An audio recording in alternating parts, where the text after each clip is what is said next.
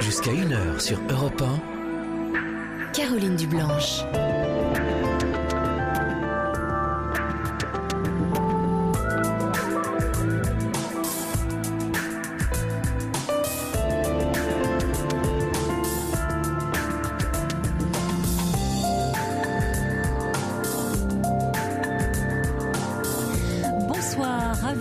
De vous retrouver. Les femmes ont été à l'honneur toute la journée sur Europe 1 et on va continuer à vous entendre dans la libre antenne.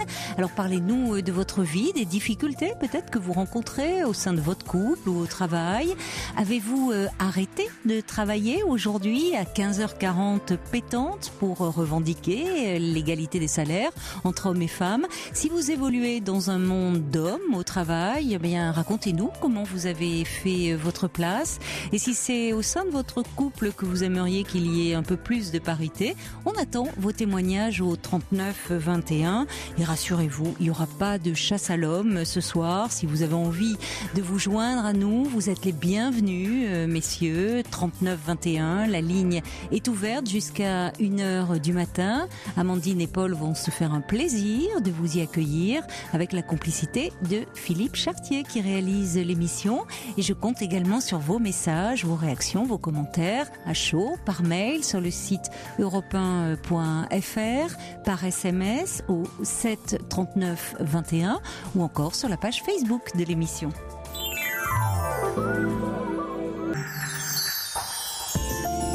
Jusqu'à 1h sur Europe 1. Caroline Dublanche. Bonsoir Anne-Lise. Bonsoir Caroline. Bonsoir. Eh bien écoutez, moi j'appelle parce que je voulais témoigner de quelque chose qui m'est arrivé récemment. Oui. On va dire que j'ai un petit peu des mauvaises ondes de la part de certaines personnes ces temps-ci.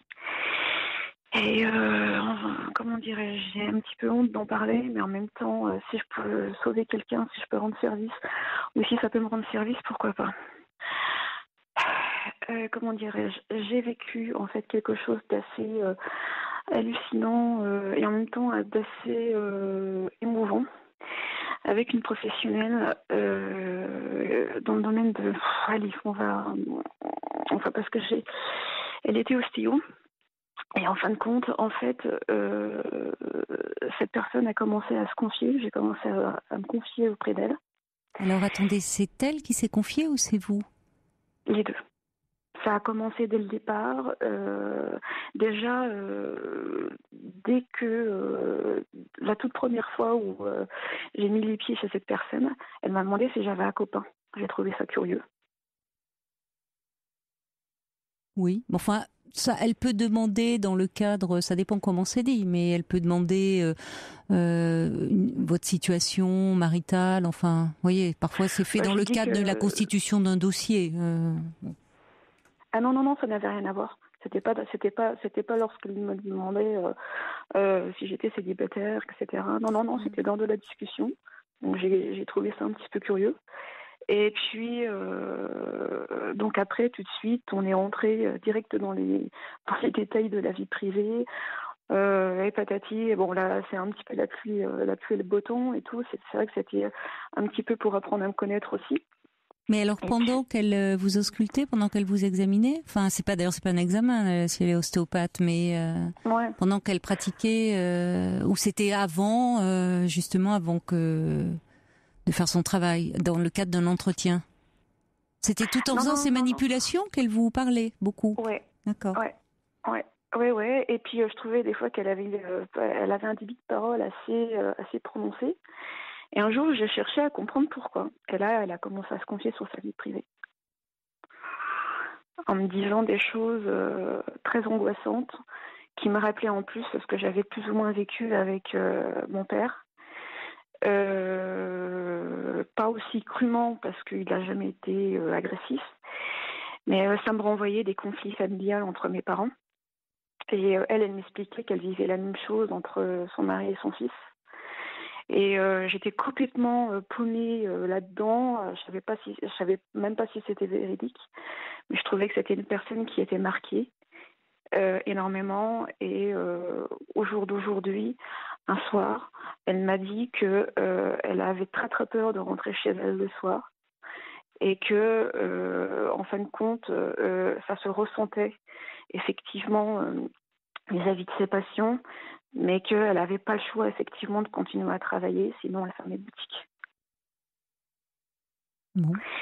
Et je ne comprenais pas cependant pourquoi. Mais vous la voyez régulièrement, cette femme ? Je la voyais régulièrement, ouais, de temps en temps, voilà. Parce qu'un ostéopathe, on n'y va pas. Enfin, c'est pas, on n'y va pas toutes les semaines en principe. C'est plutôt s'il y a une crise, on une fois, deux fois, puis après on espace. Enfin, là, vous l'avez vue sur à peu près sur une période de combien de temps ?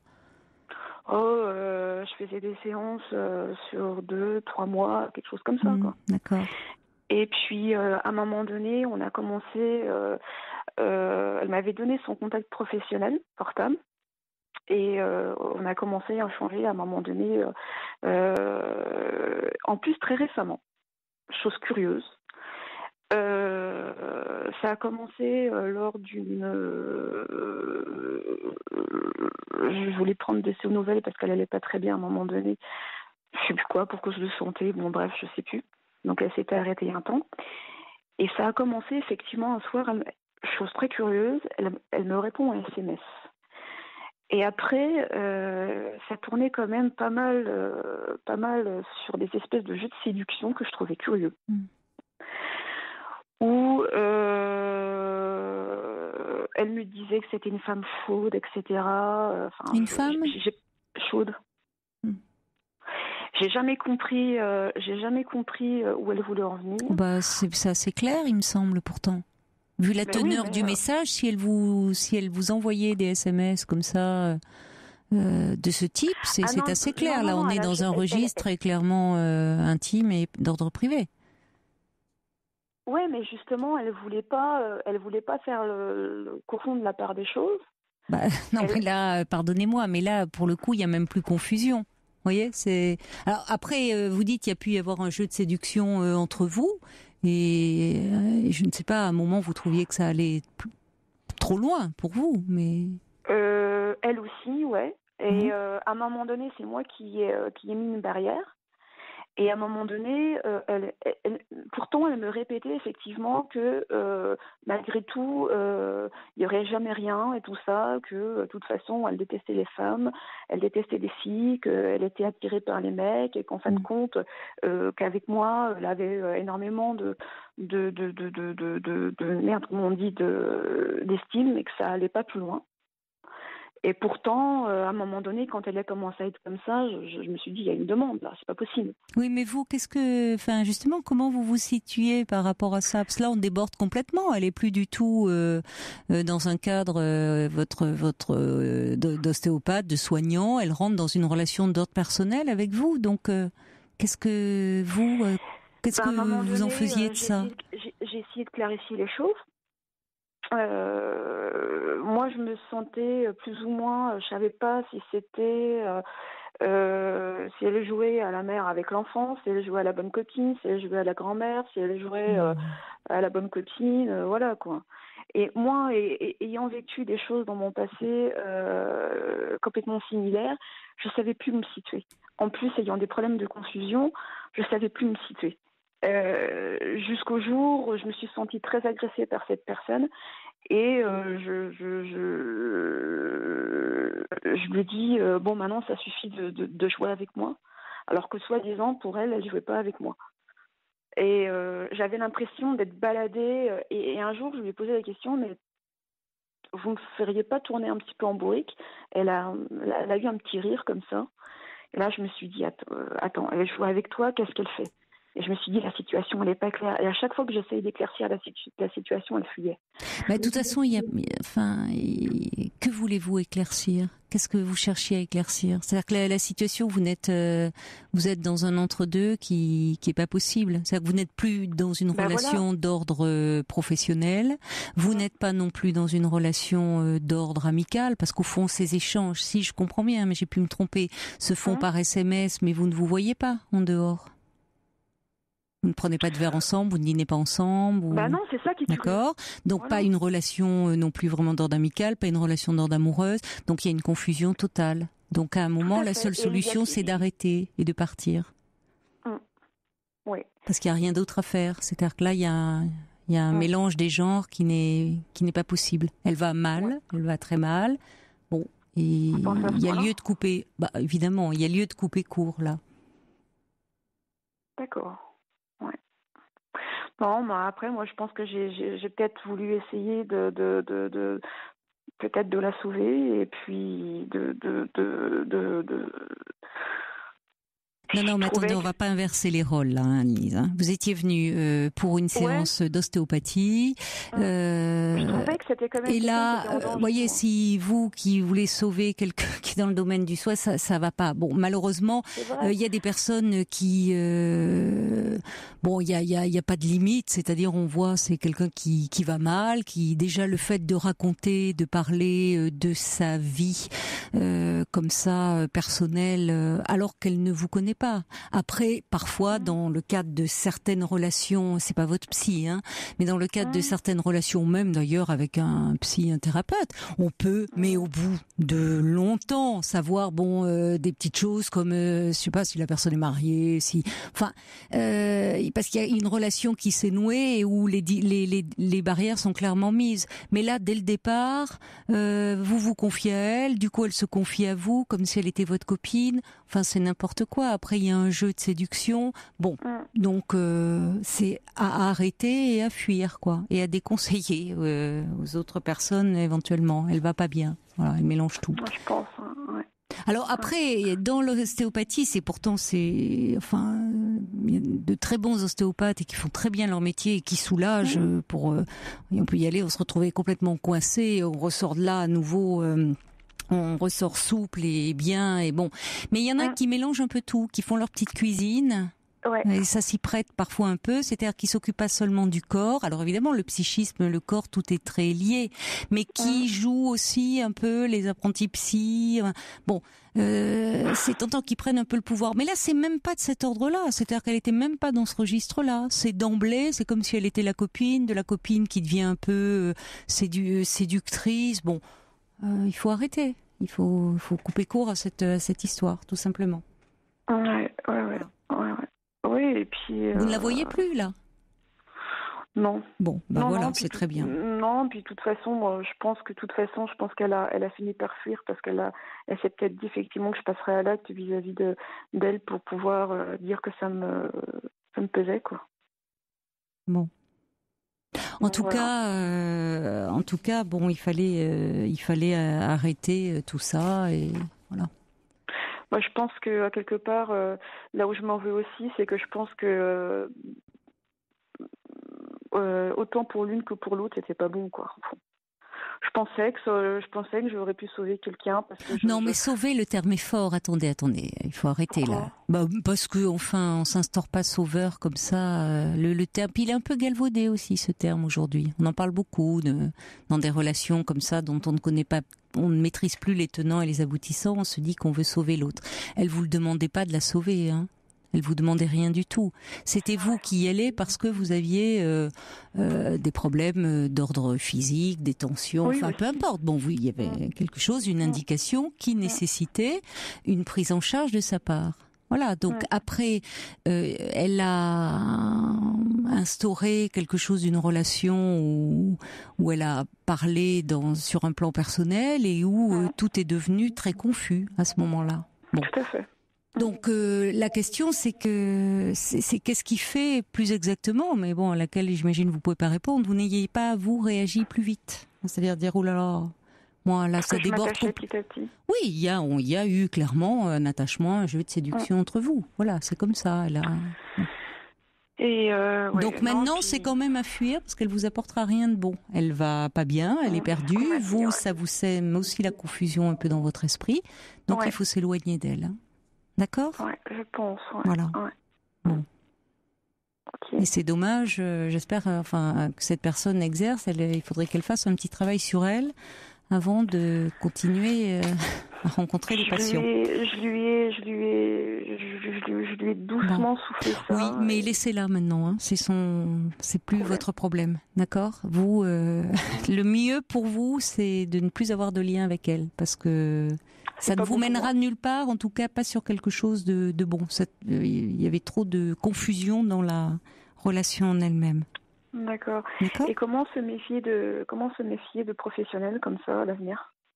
Écoutez, dans l'ensemble des votre question est quand même la plupart des professionnels, justement parce qu'ils sont professionnels, n'ont pas cette attitude-là. Elle a eu dès le départ une attitude qui n'était plus du tout professionnelle. Hein, et malheureusement, c'est pas parce qu'on n'est pas à l'abri de rencontrer quelqu'un qui est à un moment qui est perturbé, qui va mal, qui fait aussi un transfert massif sur quelqu'un et qui maîtrise plus les choses. Mais enfin, bon, là, c'est allé un peu assez loin. Il y a eu un jeu de séduction entre vous, mais voilà, c'est normalement, si vous voulez, dès qu'on sort quand même un peu du cadre et que vous allez consulter un professionnel pour des problèmes et qu'en fait c'est le professionnel en question qui vous parle de ses problèmes d'ordre privé ou professionnel, il faut fuir en courant. Parce que, vous voyez, c'est pas à vous de soigner celui que vous consultez parce que vous avez besoin d'aide. Voilà. Donc déjà, c'est un bon baromètre pour voir s'il y a quelque chose qui ne va pas d'emblée. D'accord ? Voilà. D'accord, ça marche. Okay, bon. Merci beaucoup. Au revoir Annelise, bonne soirée. Merci. Au Bonne revoir. soirée. Au revoir, merci. On ne s'en lasse pas. Julien Clerc, Femme, je vous aime. Toutes vos confidences à Caroline Dublanche au 39 21. 50 centimes la minute plus coût de l'appel. La ligne est ouverte jusqu'à 1h du matin et c'est maintenant Linda qui est avec nous. Bonsoir Linda. Bonsoir. Bonsoir. Bonsoir Caroline. Ça va bien ? Oui, vous m'entendez ? Je suis un peu perturbée de vous avoir. Oui, je vous entends bien. Et vous ? Oui, ça va. Alors c'est parfait. Ouais. Vous voulez me parler de votre fille, hein, je crois ? Absolument, oui. Donc en fait, je vous appelle parce qu'elle est un petit peu perturbée, mais elle a toujours été en fait. Elle a quel âge ? Et elle a 30 ans. D'accord. Et donc elle me fait pas complètement de dépression, mais je la vois tout le temps dépressive. Ah bon ? Dépressive pour une fille pour une jeune fille, enfin, elle n'a pas la joie de vivre. Ça a toujours été ça ? Ça a toujours été, enfin, adolescente ou... Oui, elle a toujours eu un caractère un peu comme ça. Mais c'est-à-dire, parce que elle peut être un peu mélancolique. Oui. Et qu'est-ce qui pourrait expliquer ça, selon vous ? Oui, justement, je vous appelle déjà, comme je disais, que votre assistante, qu'elle était, en fait, elle est artiste dans l'âme. D'accord. Et elle est très, très, très talentueuse. Oui. Elle a une trentaine de chansons sur Internet. Ah bon ? D'accord. Oui, elle a fait un buzz quelquefois. Elle a été, voilà, mais elle perce pas. Et en plus, ça la... Oui, ça la fragilise un peu. Elle a choisi une voie qui n'est pas simple en même temps. Oui, c'est sûr. Il faut vraiment avoir une certaine confiance en soi pour pouvoir y croire malgré tout et continuer. C'est bien si déjà elle est sur Internet et que elle fait un peu le buzz, qu'il y a des chansons comme ça qui plaisent. Bon, il y a beaucoup de jeunes chanteurs qui se sont fait repérer comme ça, qui ont démarré comme ça aujourd'hui. Oui, mais bon, elle a 30 ans, donc ça fait 18 ans qu'elle est dedans et... Ah oui, elle a commencé très tôt. Elle est très connue dans le milieu du rap parce qu'en fait, elle fait du rap, du R&B, du hip-hop, donc elle est très très connue. C'est pas facile pour les filles justement, hein, aussi comme milieu. Exactement. Et donc elle est, donc ça l'attriste de ne pas continuer. Elle voit que l'horloge tourne et voilà, j'appelle surtout parce qu'elle est abstinente en plus. Abstinente, c'est-à-dire? C'est-à-dire à 30 ans, elle n'a jamais couché avec un garçon. Enfin, elle a jamais eu des relations. Elle a jamais eu des relations sexuelles. Voilà. D'accord, c'est curieux. Ça m'inquiète. Pardonnez-moi, je me moque pas de vous, mais ça me fait rire. Je m'attendais pas à ça. Je me demandais, abstinente, vous savez, on peut dire ça pour les personnes qui ont arrêté à un moment, qui sont sevrées, qui ont arrêté l'alcool ou des choses comme ça. Donc je m'attendais pas. Elle est abstinente du sexe. Bon, d'accord.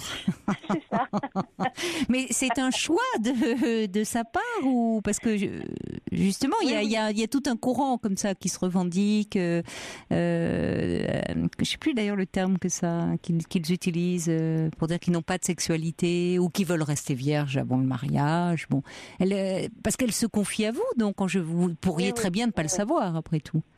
Non, mais elle se confie bien sûr. Non, elle se confie parce qu'elle ne veut. Oui. Parce que d'abord, elle est une très très très jolie fille. Oui. Et elle n'attire que les cassos, donc elle n'a pas envie d'avoir une relation avec quelqu'un comme ça. Et elle se dit, j'attends le moment venu. Voilà. Le problème, c'est qu'elle a 30 ans et elle a rien, quoi.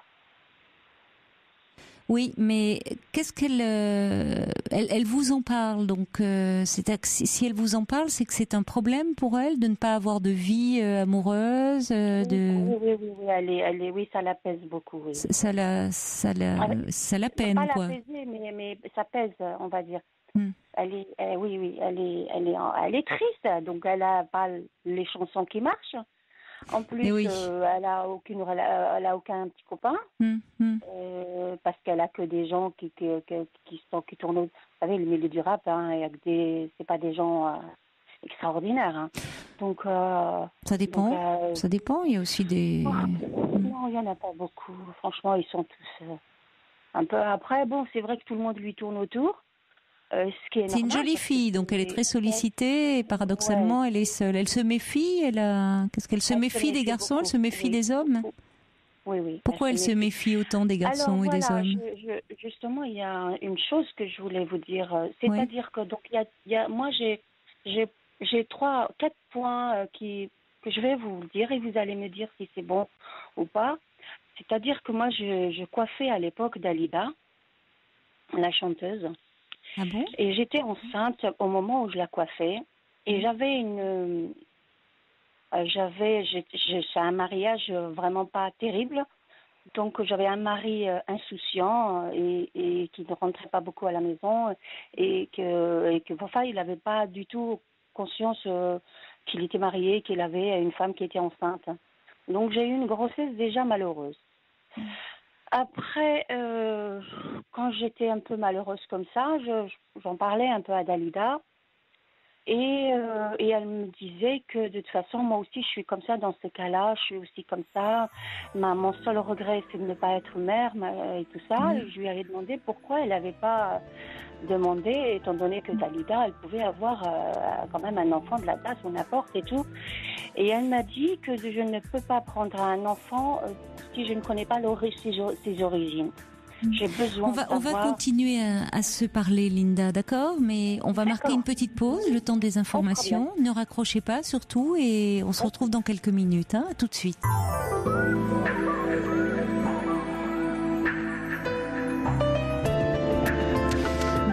Si vous nous rejoignez dans la libre antenne, chaque soir entre 22h30 et 1h du matin, Europe 1 vous ouvre l'antenne pour que vous puissiez nous parler de vous et de votre vie et partager avec nous vos joies et vos peines.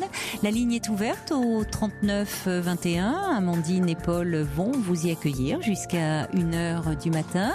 Et vous pouvez également donner votre point de vue, réagir à tout ce que vous entendez, intervenir en direct si vous souhaitez dialoguer avec un auditeur ou une auditrice, 39 21. Vous avez également les mails à votre disposition, europe1.fr, les SMS au 7 39 21, en les commençant par le mot nuit, et également la page Facebook de l'émission. Alors on va tout de suite retrouver Linda. Vous êtes là? Oui, vous êtes là, Linda? Merci d'avoir patienté. Alors, Linda, en fait, vous êtes un petit peu soucieuse par rapport à votre fille qui a 30 ans et que vous trouvez un petit peu un petit peu triste, un peu. Alors c'est une artiste dans l'âme, elle aime chanter, elle est dans le rap, le R&B, elle fait pas mal de chansons sur internet qui font un peu le buzz, qui plaisent, qui bon. Mais à côté de ça, donc à 30 ans, elle n'a jamais eu de petite amie et elle s'en plaint un peu auprès de vous. Donc je vous demandais pourquoi. Peut-être elle avait une certaine méfiance, vous me semblez me dire, un peu vis-à-vis des hommes. Et alors vous m'expliquiez que quand vous l'attendiez, à ce moment-là, vous étiez la coiffeuse de Dalida. Voilà. Vous aviez du travail, Donc, elle avait une chevelure magnifique d'ailleurs. Hein, c'était. Oui, je l'ai coiffée au dernier moment pendant 7 ans et Oui. voilà, pas avant. Et vous attendiez votre fille à ce moment-là, vous n'étiez pas bien, parce que vous n'étiez pas heureuse dans votre couple, et ça devait lui parler, puisqu'on sait que malheureusement, elle a une vie sentimentale difficile aussi, Dalida. Exact. Et donc, elle me disait qu'elle aimerait bien avoir un enfant, certes, mais elle aimerait bien connaître l'origine. Donc, c'est pour cela qu'elle ne s'adresse pas à la DAS ou à quiconque comme ça. Bon. Donc, moi, j'étais tellement malheureuse, pas bien et tout. Alors, je lui ai dit, écoutez, si je savais que c'était une fille, je lui ai dit, c'est une fille. Si vous voulez vraiment la voir, je vous la donne, puisque vous connaissez l'origine. Non, c'est pas vrai. Et elle m'a dit, vous êtes sérieuse et tout. J'ai dit oui. Donc, on a discuté sur ça et on était OK. Et donc, elle a parlé autour d'elle. Non, mais c'était pas sérieux. Si, à l'époque, j'étais jeune et j'étais malheureuse. Si, c'était sérieux pour moi. Ah bon? Et donc, j'étais jeune et donc, c'est pour moi, je la donnais. Et puis après, je vais finir avec mon mari. C'est ce que je voulais. Et puis, alors, donc, je lui ai dit oui et tout. Et le moment où ma fille, elle est née, Dalida, elle est morte 2 jours avant. Et donc, j'ai eu un article, parce qu'elle avait parlé autour d'elle, j'ai eu un article sur Paris Match. Et mon mari, il n'est jamais venu me voir à l'hôpital quand j'ai accouché, il est resté 3 jours. Hein. Et il l'a appris par le Paris Match. Et à ce moment-là, il est venu me voir. Et quand il est venu me voir, il l'a pris comme ça dans ses bras. Et au moment où il l'a pris, vous savez, un bébé, quand vous le prenez au départ, il n'a pas d'équilibre. Donc, elle a louché. Et quand elle a louché, il l'a jeté sur le lit. Et il est parti en me disant, mais vous parlez Dalida par-ci, Dalida par-là. Il ne savait pas. J'ai du mal à suivre là, cette histoire avec votre bébé, Dalida. Et alors ? Donc, lui, il l'a appris par le Paris Match, par le journal seulement. D'accord, mais je comprends pas bien où vous voulez en venir, en fait, Linda. Voilà, parce que c'est un peu gênant de faire intervenir une personne connue, aujourd'hui décédée, dont on ne sait pas, enfin, finalement, vous voyez, finalement, j'aimerais qu'on en revienne à votre fille. Oui, non, mais pour vous dire, quand j'ai eu cet article, à ce moment-là, elle a grandi, elle l'a vu, et ça lui a pas plu. Voilà, ça c'est le premier point. Elle a grandi, elle a vu qui ? Elle a vu l'article. L'article de Paris Match, elle l'a lu. Et qu'est-ce qu'il disait dans cet article ? Que Dalida était décédée ? Non, il disait que j'allais donner mon enfant. Non, mais franchement, rien n'a été abordé là-dedans. Hein. Vous, là, c'est un peu difficile. Moi, j'ai jamais entendu parler de cette histoire-là. Hein. Ah si, il y a 30 ans.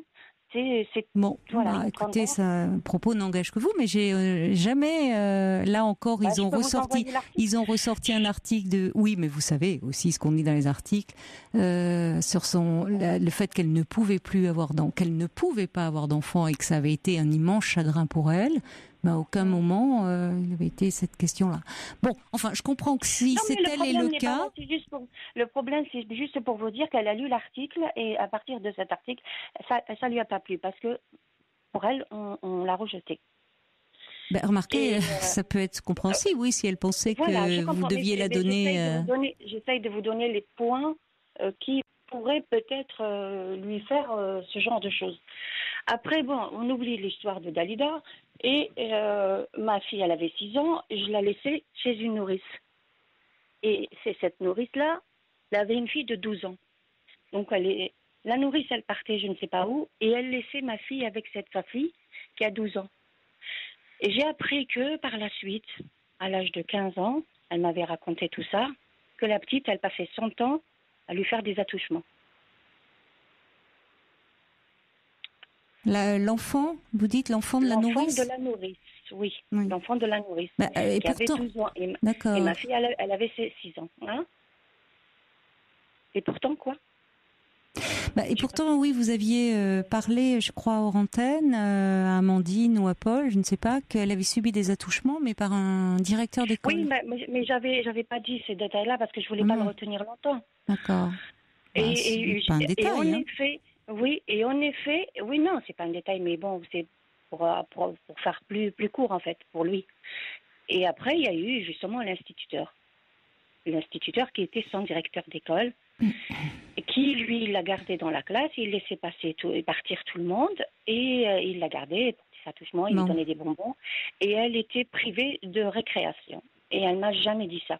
J'ai appris qu'à 15 ans. Et le jour où on avait déménagé, heureusement, elle m'a dit, il a pleuré, et il lui a dit, regarde-moi et fixe-moi bien et garde ça en tête. Je veux que tu ne m'oublies jamais. Bon.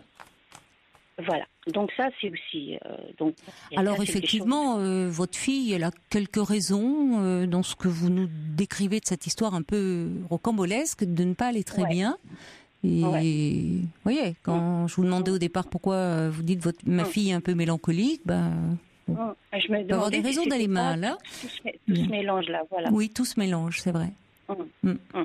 Beaucoup. Et en plus de tout ça, elle a un père qui est très religieux et qui n'arrêtait pas depuis toute petite, à elle et son frère, à les endoctriner par rapport à la religion. Donc c'était le bon Dieu, si tu fais ça, il va te punir, le bon Dieu, il va te punir, le bon Dieu, il va te punir. Et donc elle était tellement fragile qu'elle est aujourd'hui un peu religieuse, un petit peu, pas trop, parce que j'ai essayé de l'en sortir de ça. Et en fait, elle a cette crainte de Dieu. Voilà. Bien, mais dites-moi, ça fait un tableau un peu lourd. Bien, ça serait bien que votre fille, elle voit quelqu'un et qu'elle en parle un peu, hein. Qu'elle se fasse aider. Quand elle m'avait raconté ça à 15 ans, je voulais l'emmener justement pour essayer d'assainir tout ce bazar. Et puis, et elle m'a dit que non, je suis pas folle, t'inquiète pas, je suis bien et tout, machin, et voilà. Non, mais attendez, d'abord, c'est pas un bazar, c'est des abus sexuels, vous évoquez des abus sexuels perpétrés sur mineurs, donc ça n'a rien à voir avec la folie, et effectivement, déjà, enfant, si ces faits sont avérés, c'est là où elle aurait dû être suivie, et puis, évidemment, également, quand à 15 ans, elle vous l'a appris, et ce directeur d'école aurait dû être poursuivi. Donc aujourd'hui, eh bien, vous me dites qu'elle a 30 ans, qu'elle ne va pas bien. Il n'est pas trop tard pour en parler et pour se faire aider, et qu'elle voit vraiment un thérapeute, un peu spécialisé d'ailleurs dans ces problèmes-là, et qui pourra l'aider un peu à parler de toutes ces histoires. D'accord ? Elle a 30 ans. Oui, elle a 30 ans, mais il n'est pas trop tard. Voilà. D'accord. Parce que, bon, cette histoire, c'est compliqué, ce que vous me décrivez là. D'accord ? Oui, c'est juste j'essaye de trouver l'origine de cette mélancolie, de cette dépression, de ce mal de vivre, en fait. Elle a des raisons, au vu de l'histoire assez particulière que vous nous décrivez d'autres filles, elle aurait des raisons d'aller mal, j'irais. Vous voyez ? D'accord, ok. Donc il faut aller. Ce qui serait même étonnant, c'est que vous ne fassiez vous-même pas le lien de cause à effet. Parce que si réellement déjà, on va pas revenir sur cette histoire d'adoption parce que c'est assez gênant, ça met en cause une personne qui n'est plus là aujourd'hui. Oui, c'est un peu. J'avoue que moi aussi, je suis un peu désolée parce que c'est toujours délicat de mettre en cause une personne qui en plus ne peut pas rectifier, puisqu'elle n'est malheureusement décédée. Donc vous n'aviez pas du tout abordé ça. Non, mais écoutez, on va pas convoquer Orlando, ça va. Vous n'aviez pas du tout abordé cette question-là hors antenne. Je trouve un peu gênant que vous en parliez comme ça à l'antenne, parce que ça met en cause une personne publique qui n'est plus là pour dire ce qu'il en est.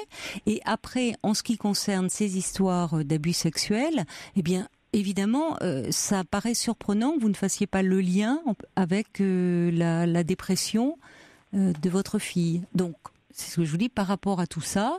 Eh bien, puisque votre fille se confie beaucoup à vous, conseillez-lui d'aller parler à un thérapeute. Ok, ben, il y a Voilà. peut-être d'autres choses à me cacher, je sais pas. Bah, écoutez, merci beaucoup et je suis désolée pour moi parce que j'ai demandé si je pouvais dire tout Non, ça n'a pas été du tout Ranta. Il m'a dit, évoqué. vous pouvez tout dire. Non, ça n'a pas été évoqué hors antenne. C'est toujours délicat, je vous le dis. Mais enfin, bon, voilà, c'est fait. Mais enfin, bon, je vous ai dit un petit peu ce qu'il y avait à dire. Et par rapport à votre fille, le mieux, c'est qu'elle en parle vraiment à un thérapeute qui pourra l'aider un peu à clarifier tout ça. D'accord ? Bonne soirée, Linda. Ok, Au revoir. Merci beaucoup, merci Caroline, au revoir.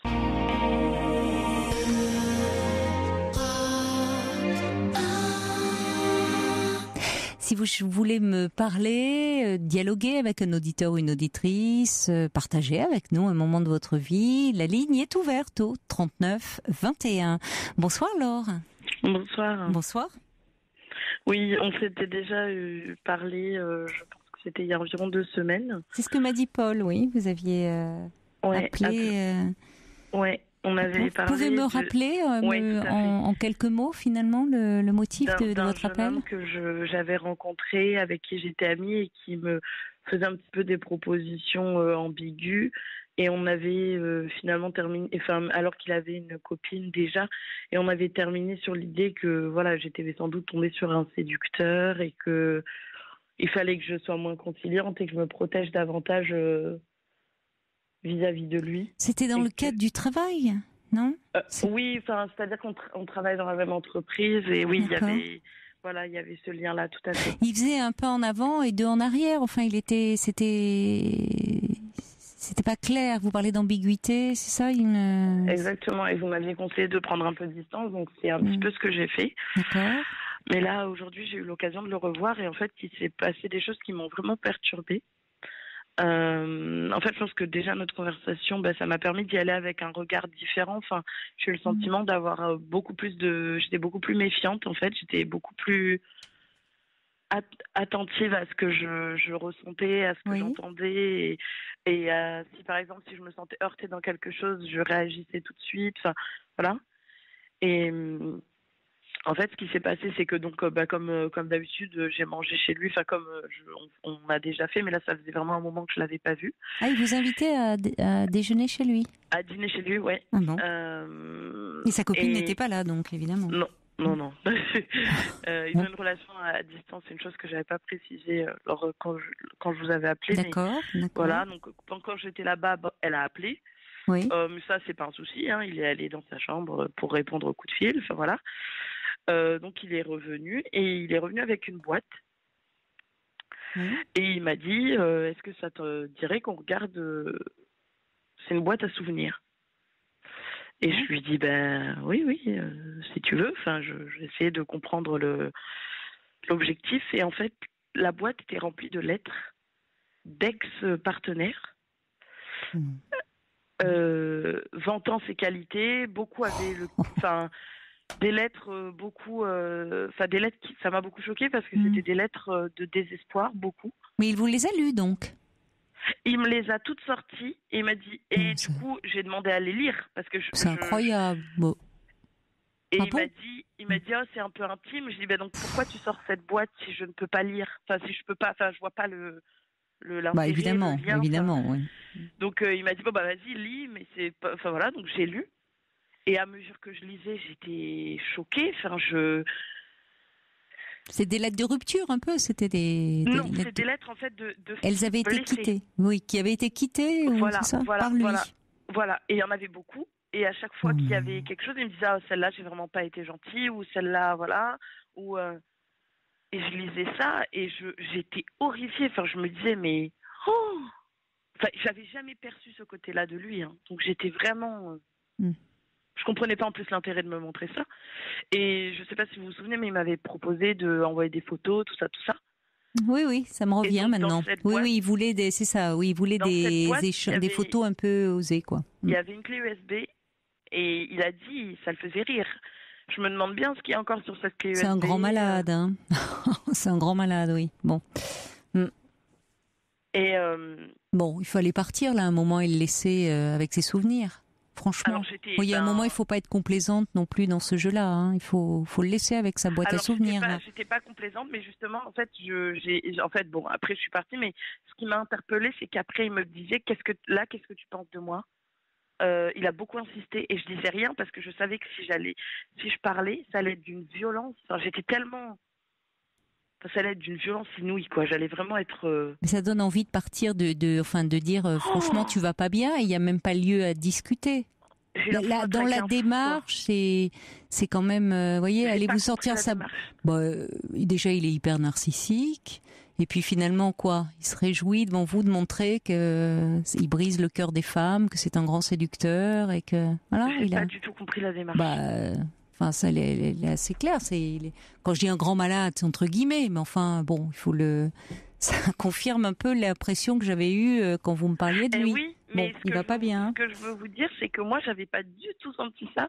Donc c'est impressionnant parce que vous avez mis des mots sur ça et même les auditeurs après, moi j'en ai reparlé. Ah oui, je me souviens très bien. Les réactions étaient aussi de vous dire d'arrêter. Ouais. Oui, c'est vrai. Et ça m'avait beaucoup marqué. Je m'étais dit, mais non, c'est un très bon ami. Enfin, je me souviens que j'avais été beaucoup dans le questionnement par rapport à ça. Parce qu'il y avait une partie de moi qui sentait peut-être quelque chose, puisque je vous avais appelé, donc de toute évidence, j'avais un petit peu un doute, un petit peu quelque chose. Mais c'était pas si clair, quoi. C'était pas si... Mais alors, comment ça s'est terminé, là? Parce que avec la clé USB, j'espère quand même que vous n'avez pas visionné avec lui. Ah non. Non, parce que ça va, hein, au niveau de... Bon. J'ai dit bon. Il n'est pas en plus devenir voyeuse de ces... Vous voyez, il conserve ça comme des trophées. Vous voyez, c'est assez pervers, la démarche. C'est pas du tout dans une admiration. Donc, vous voyez, heureusement que vous ne lui avez pas envoyé de photos. De toute façon, les gens devraient aujourd'hui, hommes et femmes, se méfier. C'est-à-dire quand on voit encore des gens qui, ils se prennent en photo, ils se filment dans leurs ébats sexuels. Écoutez, grand bien leur face, mais après on ne sait jamais ce qui peut arriver parce que malheureusement, quand les couples se séparent, on ne sait jamais ce qui peut prendre la tête de quelqu'un qui veut se venger, qui veut. Bon, mais en tout cas, lui garder sa petite boîte à trophées, là, c'est. Oh là là, c'est bon. Vous l'avez quitté comment?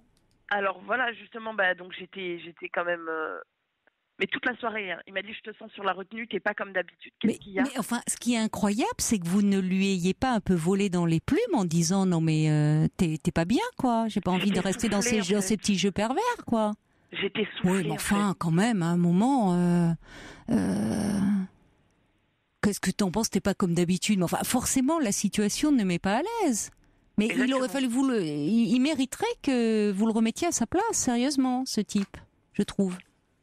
Mais c'est c'est pour ça en partie que je vous appelle, parce que justement, donc on est bien d'accord, ce que j'ai senti n'est pas normal. Donc non, mais là, je crois que même pas avoir besoin de vous le dire. Enfin, ou alors sinon, c'est que ça pose question. C'est même pas une question de normalité.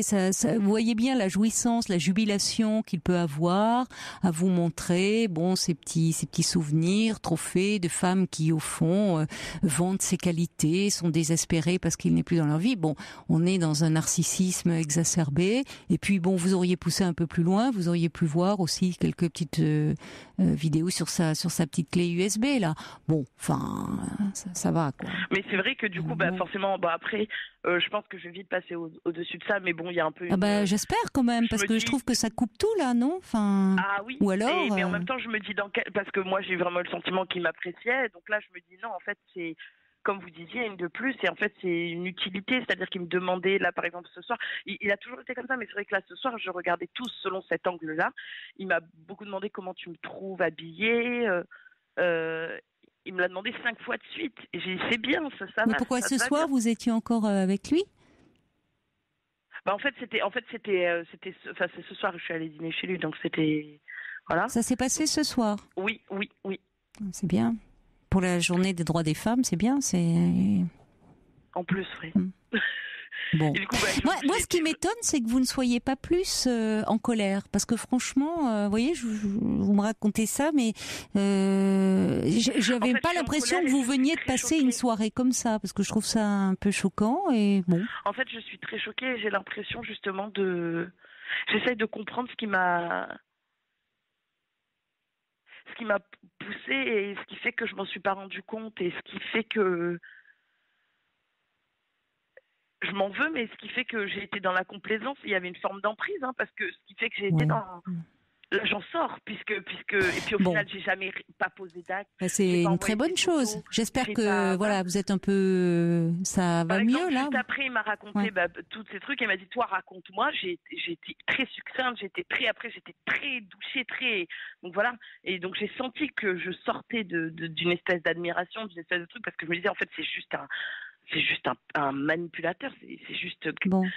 Enfin voilà. C'est clair. Je le réalise. Bon. Mais ce qui est difficile, c'est par rapport à moi-même. Qu'est-ce que ça dit de moi-même d'aller vers Oh non, écoutez, non, on va pas faire une analyse approfondie de qu'est-ce que ça dit que vous alliez vers ce genre de personnalité-là, parce que bon, j'espère pour vous que vous ne rencontrez pas tous les 4 matins des individus de la sorte. Bon, donc on va pas en tirer, voyez, tout de suite une relation en disant, voilà, on va pas faire des généralités sur ce qui reste un cas particulier. Mais donc non, on va pas s'attarder là-dessus. J'étais très attachée à lui, c'est la puissance de la chose qui fait que, avant par exemple de vous appeler, j'avais senti des petites choses, mais ça n'avait jamais été à ce point. Enfin, je m'étais jamais dit. Et là, c'est vraiment cette prise de conscience-là où je me suis dit, mais. Bon, en tout cas, vous avez 21 ans, alors c'est une expérience. Qu'est-ce qui fait que vous avez été attiré ? C'est un homme qui est énormément dans la séduction, qui sait aussi beaucoup jouer avec le désir des autres, dire aux jeunes femmes ce qu'elles ont envie d'entendre à certains moments. Bon, il est dans ce processus-là de séduction. Il vous a amené. Bon, maintenant, c'est un personnage à éviter. Alors, dans le cadre professionnel, si je crois bien me souvenir, vous n'étiez pas heureusement tout le temps en lien avec lui. Vous n'étiez pas obligé. Non, du tout. Bon, donc après cette soirée, vous pouvez. Il s'agit pas d'ailleurs. Vous êtes extrêmement distante. C'est tout. Et si vous êtes amené pour les relations professionnelles, vous n'abordez plus que les questions professionnelles. Déjà, vous arrêtez d'aller chez lui et vous arrêtez tout échange SMS avec lui. Je m'interroge même sur l'intérêt d'expliquer ça. Je sais même pas si. D'expliquer quoi ? Parce que je le connais. À chaque fois que je suis, par exemple, distante, il vient me chercher. Il me dit qu'est-ce qui se passe, ça va, on mange ensemble demain. Là, en partant de chez lui, il m'a dit on mange ensemble demain, la semaine prochaine. J'ai dit non, on verra. J'ai pas été très ferme, mais en tout cas, j'ai pas. Oui, parce que sur le moment, vous n'avez pas réagi. Vous êtes un peu comme une personne qui serait face à un serpent, là, hypnotisée. En fait, mais maintenant, il faut arrêter. Mais vous n'avez rien à expliquer. Il n'y a rien à expliquer, Laure, là, dans cette situation. Vous n'avez rien. Quel âge il a, lui, cet homme ? 25. Oui, il est jeune aussi, c'est un jeune homme. Bon, il n'y a rien à expliquer. C'est-à-dire que vous lui avez dit là, et puis s'il vous demande, dire non, on ne déjeune pas ensemble, et on ne déjeunera plus ensemble. Dire ça va, écoute ton petit jeu là de séducteur à 2 balles, à sortir ta boîte à trophées, ça m'a pas du tout amusé. Ciao. C'est tout, voilà, vous n'allez pas vous lancer dans des grandes explications psychologiques en plus. Oui, non, c'est vrai. Bon, enfin, vous lui devez rien, il se comporte, il est nul, c'est bon, lâchez l'affaire. Dites-moi, il va falloir un peu plus, il faudrait des 8 mars un peu plus souvent, parce qu'il faudrait que les filles apprennent un peu à réagir, à se défendre. Et moi, ça me met en colère des témoignages comme ça, vous voyez. Pourtant, dans mon tempérament, c'est ce qui m'étonne, c'est que je suis quelqu'un de très affirmé. Et d'habitude, je suis quelqu'un qui dit ce genre de choses et qui n'est... Enfin, je suis pas complètement... Oui, mais là, vous étiez... C'est un homme qui est énormément dans la séduction. Bon, et vous avez été prise comme ça, mais j'espère que là, vous comprenez quand même un peu à quel type de personnage vous avez affaire. Et on voit bien, il y a une absence totale d'empathie, puisqu'au fond, ces lettres qu'il avait un grand plaisir à déballer devant vous, il n'attendait que ça, que vous les lisiez. Il aurait fallu le laisser bien dans la frustration, partir en disant, écoute, non, merci, mais ça ne m'intéresse pas. Mais bon, sans le vouloir, vous êtes rentré complètement dans son jeu. C'était jubilatoire pour lui de vous voir lire ses lettres, déballer ses lettres. Il a dû en tirer beaucoup de plaisir. Bon, on voit bien que à aucun moment, oui, celle-là, je l'ai fait beaucoup souffrir. Bon, c'en est, on croirait même un sketch, quoi. C'en est une parodie. Bon, il prend un plaisir. Vous voyez bien qu'il n'a aucune empathie pour l'autre. C'est lui.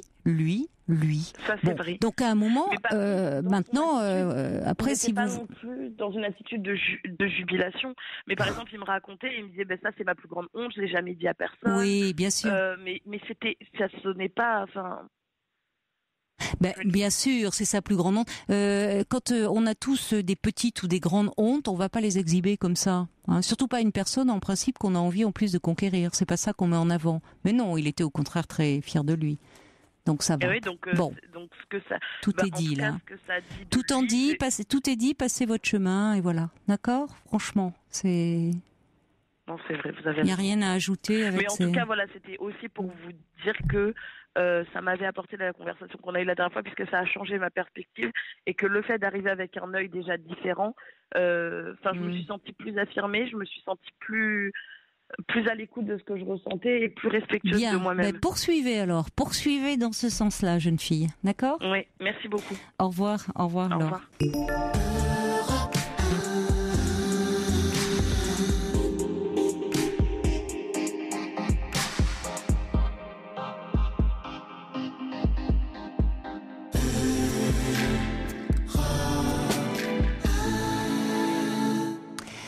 Et Cathy de Lyon dédicace d'ailleurs cette chanson à toutes les femmes à l'écoute. Et puis l'homme au camélia m'envoie un petit message pour dire vous souhaiteriez plus de 8 mars, donc plus de journées consacrées aux droits des femmes. Et il ajoute, ne faudrait-il pas plutôt moins de machos qui rendent de telles journées nécessaires ?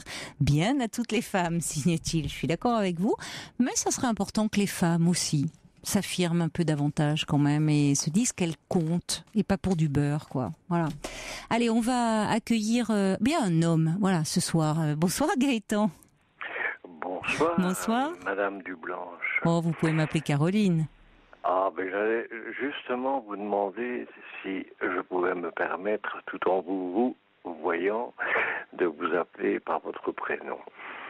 Alors, tout d'abord, excusez ma mauvaise prononciation, mais on m'a enlevé 8 dents, alors c'est pas évident. Oh là là, mon pauvre, 8 dents d'un coup ? Oui, mais je fais de l'auto-hypnose, donc je n'ai rien senti. Alors vous maîtrisez sacrément bien. On vous l'a fait, vous aviez quand même eu une anesthésie ou c'était seulement sous hypnose ? Non, c'était avec une anesthésie par piqûre, mais j'ai déjà fait l'auto-hypnose pour ne pas sentir les piqûres, parce que les piqûres dans le palais, ce n'est pas c'est pas agréable. Non, c'est vrai. Là, il n'y a pas beaucoup de chair. Mais on ne vous a... La façon dont vous dites ça, on vous a pas enlevé les dents aujourd'hui. Quelle soirée. Non, il y a 6 mois. Ah bon, parce que... jour, ah oui, parce que là, je me dis quand même, vous ne seriez... D'accord. Lundi, j'ai mon appareil, donc c'est encore un peu de temps et je vous aurais parlé normalement et pas comme Daffy Duck. Oh non, franchement, vous ne me l'auriez pas dit. Sincèrement, ça ne s'entendait pas. D'accord, j'ai eu 6 mois pour m'entraîner. Vous maîtrisez bien, parfaitement. Merci Caroline, puisque vous m'avez permis de vous appeler par votre prénom. Tout d'abord, et en préambule, comme tout le monde le dit, merci d'avoir pris mon appel. Et en même temps, je voudrais dire aux dames de 18 à plus de 100 ans que je leur souhaite, entre guillemets, une bonne fête, puisque c'est un petit peu la fête des femmes aujourd'hui. Eh oui, enfin, c'est un petit peu, c'est la journée internationale des droits des femmes. Hein. C'est une journée de lutte. Faut pas oublier ça, parce que c'est un peu, on dit la journée de la femme, comme c'est un peu des bleuettes et autres, on oublie qu'il y a encore des choses à faire, et peut-être plus que jamais d'ailleurs, vu le contexte actuel. Bon. Il y a beaucoup de droits qui restent à défendre et rester vigilants. Moi, quand j'écoute votre émission, je l'écoute le plus souvent possible. Je suis toujours abasourdi par le nombre de machos. C'est infernal. Je plains beaucoup. Il n'y a pas. C'est-à-dire, vous savez, c'est toujours pareil. Il y a pas. Les personnes qui appellent, majoritairement des femmes, c'est vrai. Même si, de plus en plus d'ailleurs, au fil des années, les hommes s'y mettent, parlent aussi d'eux plus intimement, et c'est bien. Et forcément, ceux qui appellent, les personnes qui appellent, ont souvent des déconvenues. Les femmes sont malheureuses, parlent d'histoires de couple où elles sont difficultés. Donc ça peut renvoyer l'image d'homme pas très sympathique, comme vous dites, des hommes. Mais bon, il faut pas voir tout à travers le prisme de témoignages où les gens, quand elles appellent, c'est qu'elles sont dans une difficulté, vous voyez, les gens qui vont bien, les histoires d'amour où ça va bien, n'appellent pas. Voilà. C'est bien évident. Alors, je suis au téléphone de Belgique. J'espère que ça ne s'entend pas trop. Votre accent, non, ça va, très bien. Puis c'est bien d'entendre, moi j'aime bien. On a beaucoup d'auditeurs en Belgique que j'embrasse, vraiment. Nous, on est sympa. Il n'y a pas de problème. Hein. Mais, enfin, voilà. Bon, je suppose que vous avez ma petite fiche. Alors, j'ai votre petite fiche sous les yeux. Oui, vous voulez que j'en parle un petit peu pour vous? Ça vous aidera? Voilà, si vous voulez bien. Alors, vous êtes divorcé depuis, oui, alors, je ne sais pas depuis combien de temps, en revanche? Environ 15 ans. D'accord. Vous avez un fils de 20 ans? Il y a un doute là. Presque 20 ans, bientôt 20 ans. C'est juste sur l'âge, alors ça va. Alors pas encore 20 ans. Et actuellement, donc, vous avez pris beaucoup de poids parce que vous prenez un traitement... Oui, je prends malheureusement un traitement contre l'épilepsie. Oui. Et alors, ce qui est bien triste, c'est que, si vous voulez... Dans l'épilepsie, vous savez, il y a le petit mal et le grand mal. Hein. Vous connaissez ça par cœur. La crise, c'était les appellations, ce qu'on appelait avant, c'est-à-dire la perte de conscience. C'est ça que vous voulez dire? Dans les crises, vous définissez les différentes crises. Voilà, il y a le petit mal et le grand mal. Et moi, j'ai fait... En 2008, j'ai fait une crise de grand mal, où je me souviens de rien, à part que à un moment, je me suis retrouvé avec une épaule qui était déboîtée et l'ictère, si vous voyez l'os, qui était brisé. Et malheureusement, oui, il y a une perte de conscience, il y a même un risque d'étouffement, ils peuvent avaler leur langue, c'est bon. Oui, il y a un risque. Bien sûr. Il y a un risque mortel, bien sûr. Bon, mais vous avez un traitement, vous en faites moins de cris, j'imagine, depuis que vous avez votre traitement. Oui, mais je vais juste terminer la petite chose là, vous allez comprendre la détresse dans laquelle j'étais. Donc là, c'était en 2008.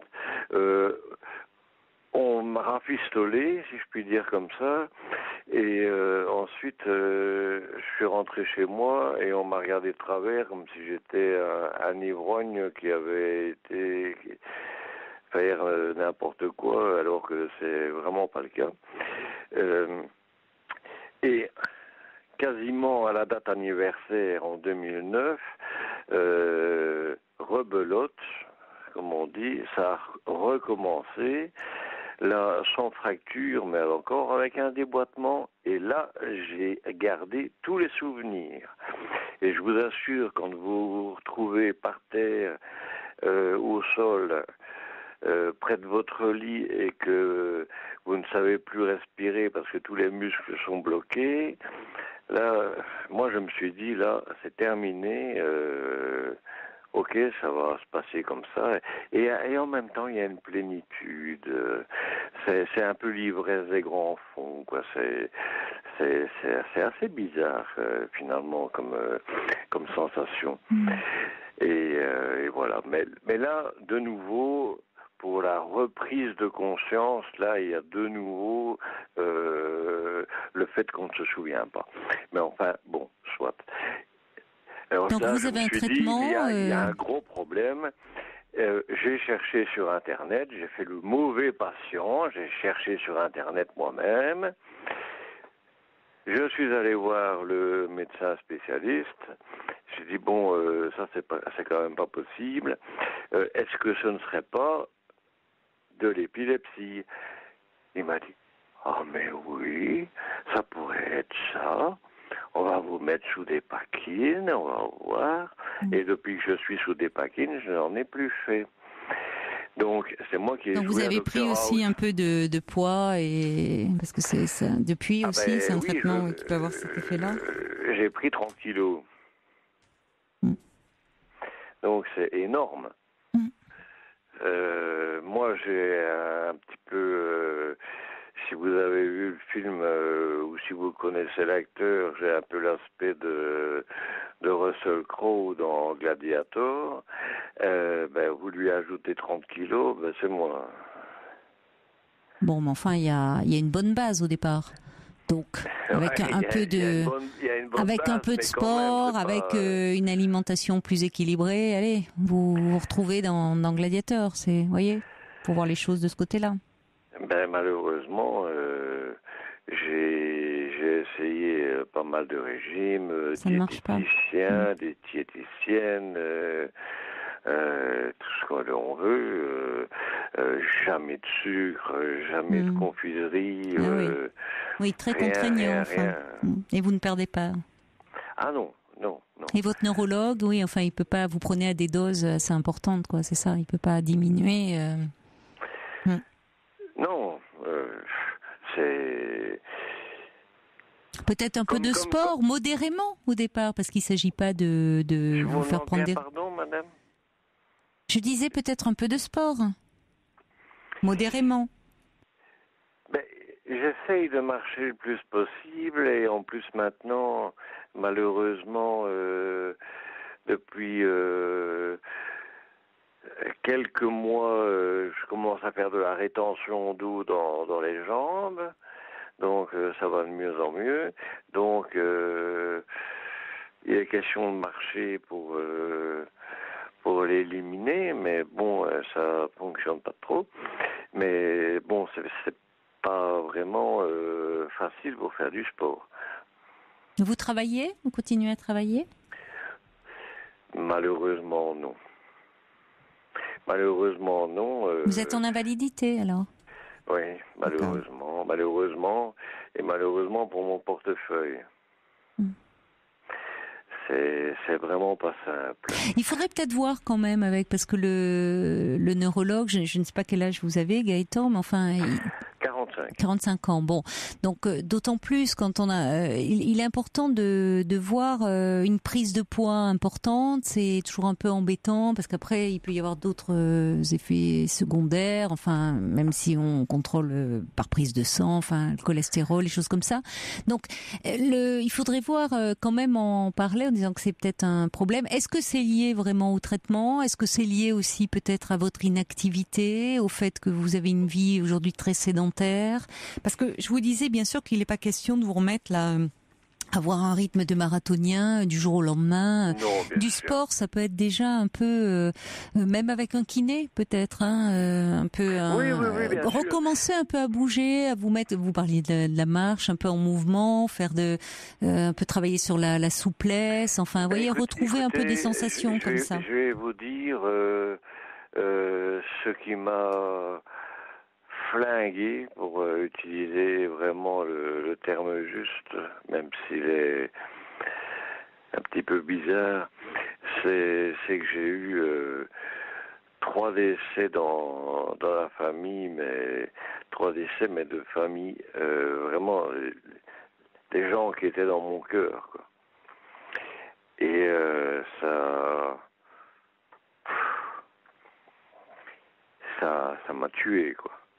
Ben oui, je comprends. Si ça m'a vraiment tué et j'essaye de sortir la tête hors de l'eau. Vous vous sentez toujours très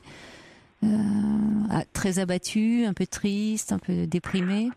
Ah oui, moi de toute façon, vous savez, je ne sais pas comment ça se passe en France, mais en Belgique, on n'est pas sur la mutuelle comme ça. Hein. Il faut aller au médecin conseil et oui. etc. Vous ne pouvez pas choisir votre médecin, contrairement à nous en France. Ouais. Non, c'est le médecin conseil qui vous convoque et à ce moment-là, c'est lui qui décide si on fait semblant ou bien si c'est véridique. Oui, et mais là, il se rend bien compte que vous ne faites pas semblant et que il y a une vraie souffrance chez vous. Il m'a mis dans le rapport qu'on me fiche la paix jusqu'à l'âge de la pension. Donc, bon. Vous avez un traitement, est-ce que vous avez un traitement un peu antidépresseur en plus ou pas? Malheureusement, toutes les molécules des antidépresseurs ne fonctionnent pas sur moi. Ah bon?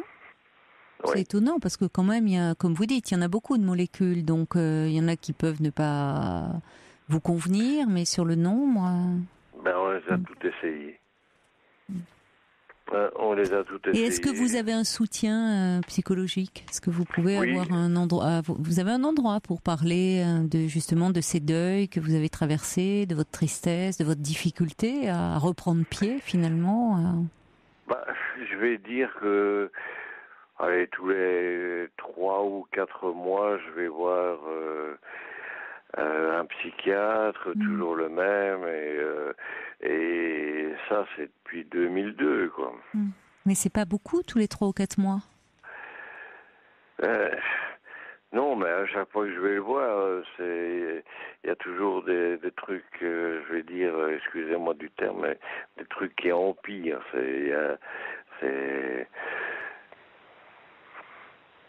Qui empirent dans votre vie, vous voulez dire? Mais qui empirent dans la santé. Un seul exemple, je vous le raconte rapidement, il y a eu un problème dans le sang, on a dû me faire des saignées, des saignées, et puis j'en ai eu par-dessus la tête, et j'ai dit non, j'y vais plus. Mais c'est pas votre psychiatre qui fait ça? Non, pas du tout. C'était sur. Non, mais est-ce que parce que famille qui m'avait envoyé. Ça vous ferait peut-être du bien de parler un peu, parce qu'il y a tous ces problèmes. Il y a outre ces personnes chères que vous avez perdues, ces problèmes de santé qui sont venus se greffer dessus. Malheureusement, il y a beaucoup de problèmes qui se sont accumulés là au-dessus de votre tête. Peut-être que le fait déjà un peu de pouvoir, parce qu'on vous sent assez seul, assez isolé, pouvoir avoir un soutien plus régulier pourrait vous aider un peu à sortir la tête de l'eau et plus même, vous remettre un peu en mouvement dans votre vie. Mais là, je suis remis en mouvement, bizarrement. Bon. Alors, qu'est-ce qui vous remet en mouvement? Bizarrement, je suis remis en mouvement. Alors, dites-moi. Je ne sais pas pourquoi. Mais bon, quand j'allais bien, quand j'étais plus jeune, parce que bon, maintenant, on n'est pas vieux si tôt que ça. Quand j'étais plus jeune, je faisais beaucoup de sport. J'ai fait karaté, judo, boxe, etc. Et j'ai toujours vu, je sais pas, maintenant vous allez peut-être dire que je fais une réflexion stupide, mais j'ai toujours vu la vie comme un match de boxe, dans le sens que on monte sur le ring et on sait qu'on n'en descendra pas. Parce que on est face à Mike Tyson et il va vous faire une grosse tête. Et à la fin, on perd. Ça, c'est sûr. Mais il faut pas se laisser aller. Il faut taper. Et c'est comme ça. Et quand, je sais pas, maintenant, je réentends c'est bête, c'est un bête exemple. Il y a peut-être des gens qui vont rire, ça c'est pas grave. Mais je réentends si vous avez la musique en tête, je réentends les cloches de début du film Rocky. C'est que des images de virilité, vous parlez de Russell Crowe, Rocky, vous avez des images très fortes en tête. Le ring, la vie, c'est un ring de boxe. Donc effectivement, ça correspond pas à ce que vous vivez actuellement. Il y a un décalage un peu entre ce à quoi vous aspirez et puis ce que vous êtes actuellement. C'est pour ça, je vous demandais qu'est-ce qui vous aidait un peu à vous remettre en mouvement pour retrouver un peu d'allant. Il y a eu quelque chose qui s'est passé. Vous me dites, vous sentez qu'il y a quelque chose qui va mieux. Oui. Bon. Parce c'est que, l'essentiel. je veux dire, si moi je me laissais aller, je sortirais pas, je ferais rien du tout. Oui, mais ça Déjà, vous enfoncerait. j'habite dans un coin un petit peu perdu, peu importe.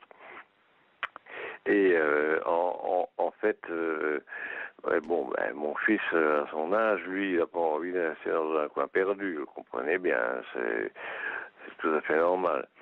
Et avant, c'était, on va faire ça, on va faire ci, et moi, c'était, je râlais un peu, mais on le faisait quand même. Et puis, à la fin de la journée, je lui disais, tu vois, je râlais, puis finalement, je me suis bien plu. Bon. Mais de toute façon, ça. Maintenant, c'est même moi qui prends les initiatives. Je dis, on va faire ci. C'est bien ça. Alors, c'est que effectivement, vous allez mieux si vous arrivez maintenant à prendre des initiatives. J'irai peut-être aussi, puisqu'on va devoir se quitter, là, il va être le journal de minuit. Peut-être toutes ces images quand même très viriles, auxquelles vous vous identifiez. Peut-être qu'il faudrait un peu les laisser de côté et pas forcément envisager tout comme un combat et comme le fait de taper, se battre en permanence. Peut-être pouvoir aller un peu parler aussi de tout ce que vous avez traversé, surmonté, puisque vous dites que vous allez mieux, être un peu accompagné, et puis, comme vous le faites, retrouver un peu un lien avec les autres, parce que c'est vrai que l'isolement ne vous aide pas aussi à aller mieux. Bon courage, Gaëtan.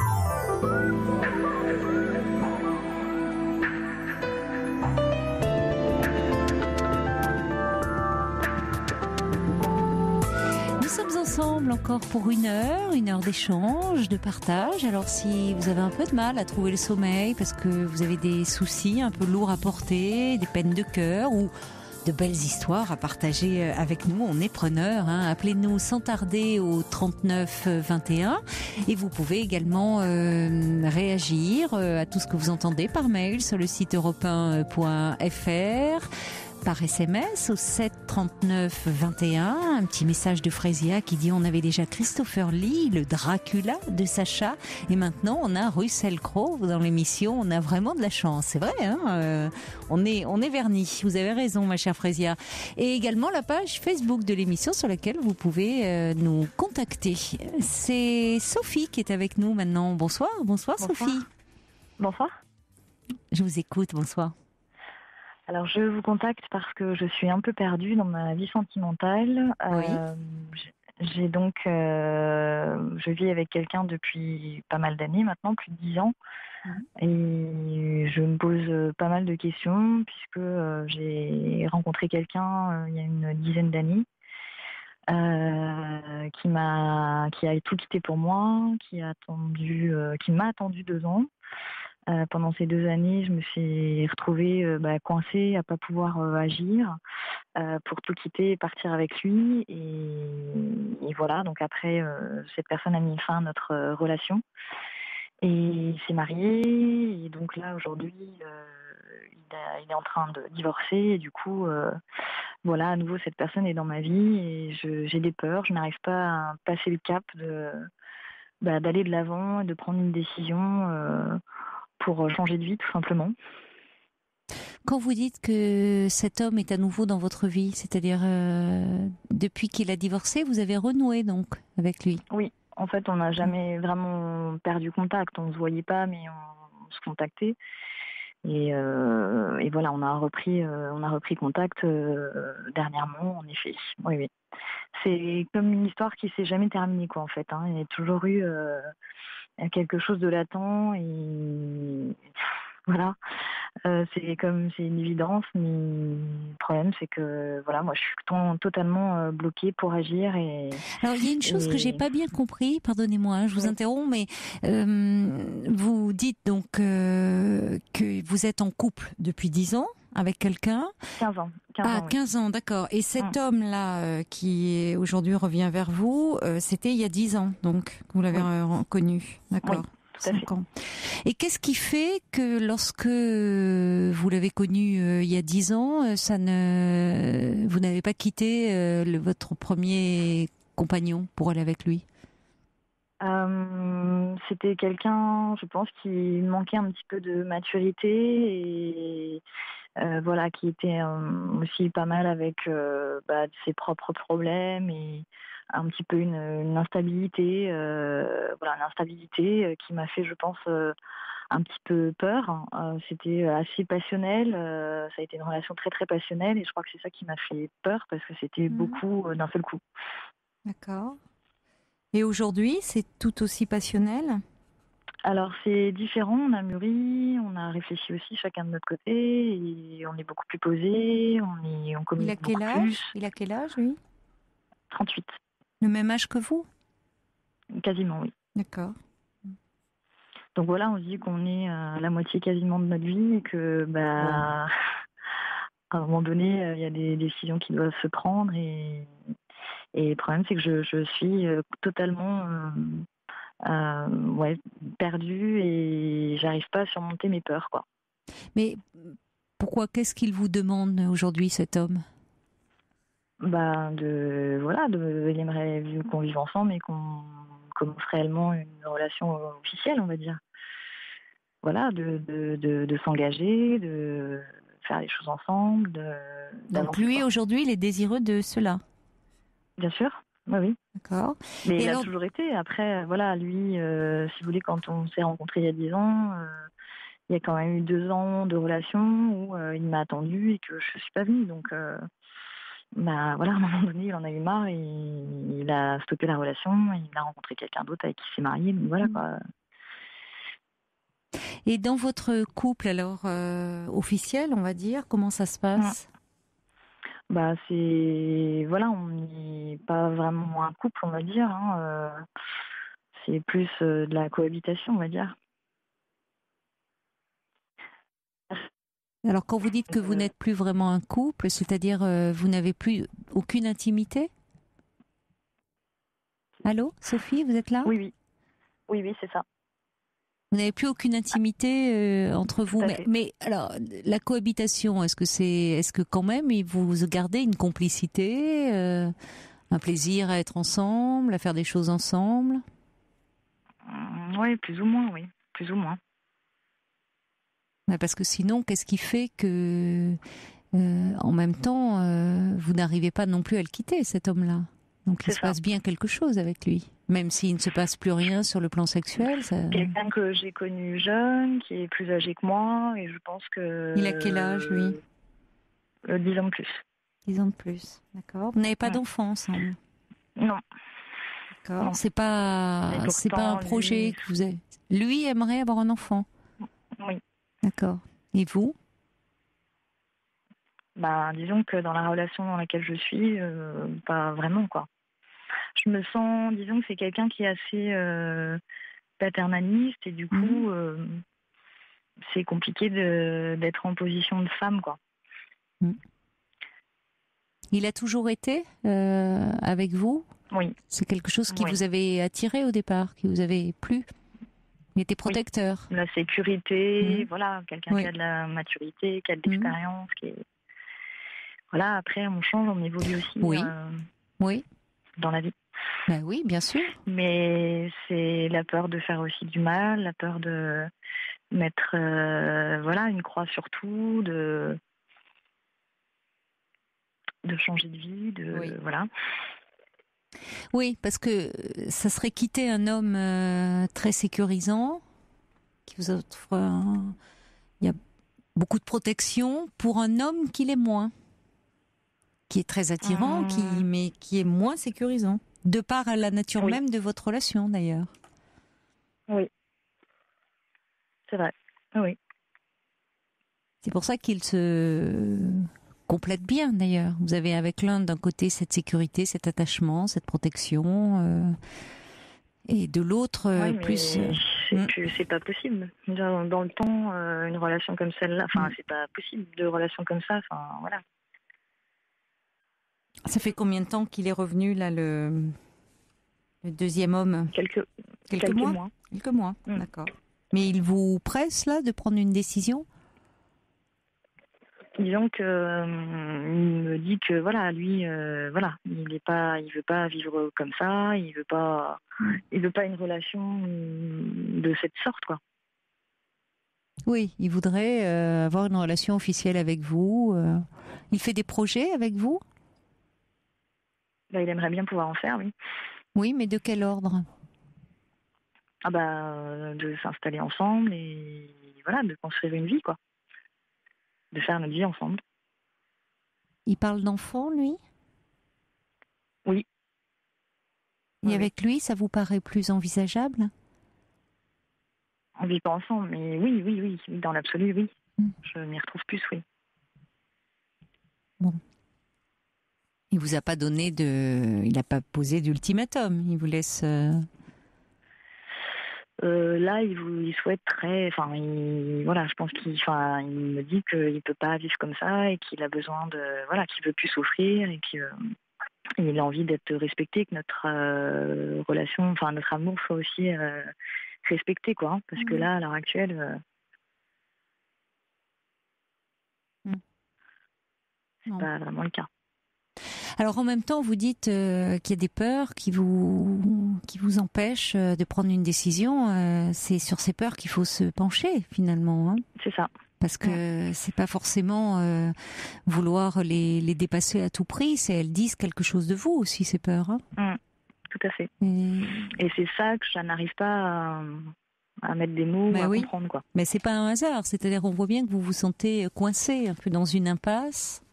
Parce que vous avez un attachement pour ces deux hommes, mais qui est d'une nature très différente. Oui. On en parlait avec une auditrice hier d'ailleurs sur les différences entre attachement et amour. Bon, et on sent bien que vous êtes attaché à votre compagnon avec qui vous êtes depuis 15 ans. Et que c'est compliqué de le quitter. Alors pour des raisons que vous avez évoquées, vous êtes très clair, hein, d'ailleurs, la peur aussi de le faire souffrir quelqu'un à qui vous tenez, à qui vous ne voulez pas faire de mal, bien évidemment. La peur aussi du saut dans l'inconnu, finalement, d'une autre vie avec quelqu'un qui est très différent. Oui. Mais quand vous l'avez connu, votre compagnon là.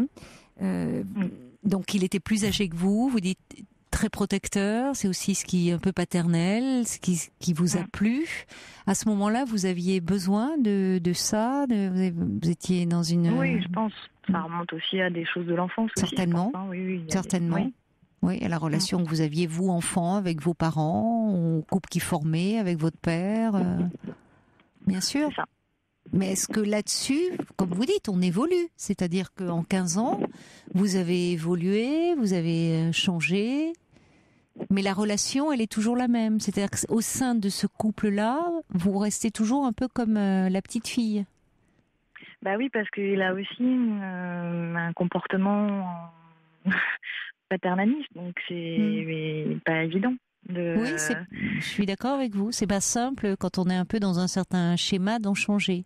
Ça ne veut pas dire que c'est impossible, hein, d'ailleurs. Mais c'est-à-dire, oui, vous vous sentez plus femme avec le deuxième. C'est-à-dire qu'évidemment, vous n'avez pas du tout le même type de relation. Le deuxième n'est pas. C'est pour ça que j'ai pas l'impression d'être dans l'ambiguïté, puisque c'est tellement différent comme relation. Oui, ils sont très différents. Et vous-même, vous êtes très différente dans ces deux relations-là. Oui. Mais votre compagnon là, qui aimerait donc avoir un enfant, alors il se rend bien compte quand même qu'il y a un petit problème. Si vous n'avez plus aucune intimité, si vous ne couchez plus ensemble, il en dit quoi de ça, lui? Parce que bon. Jusque-là, il faisait avec, j'ai envie de dire. Je ne sais pas s'il s'en plaignait ou. Mais si la question de l'enfant est abordée de sa part.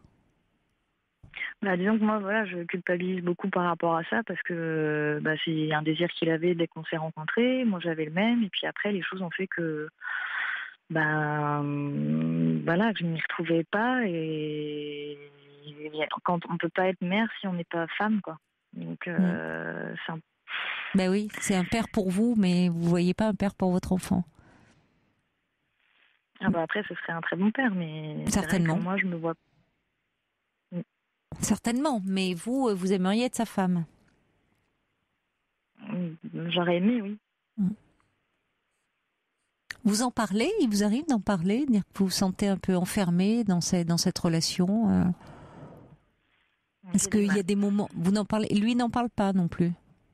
Bah si, des fois quand il y a des disputes et que ça prend de l'ampleur, voilà, évidemment le sujet revient. Mais voilà, Les disputes, elles tournent autour de quoi? J'ai l'impression, autour de ça notamment. De l'enfant? Autour de ouais.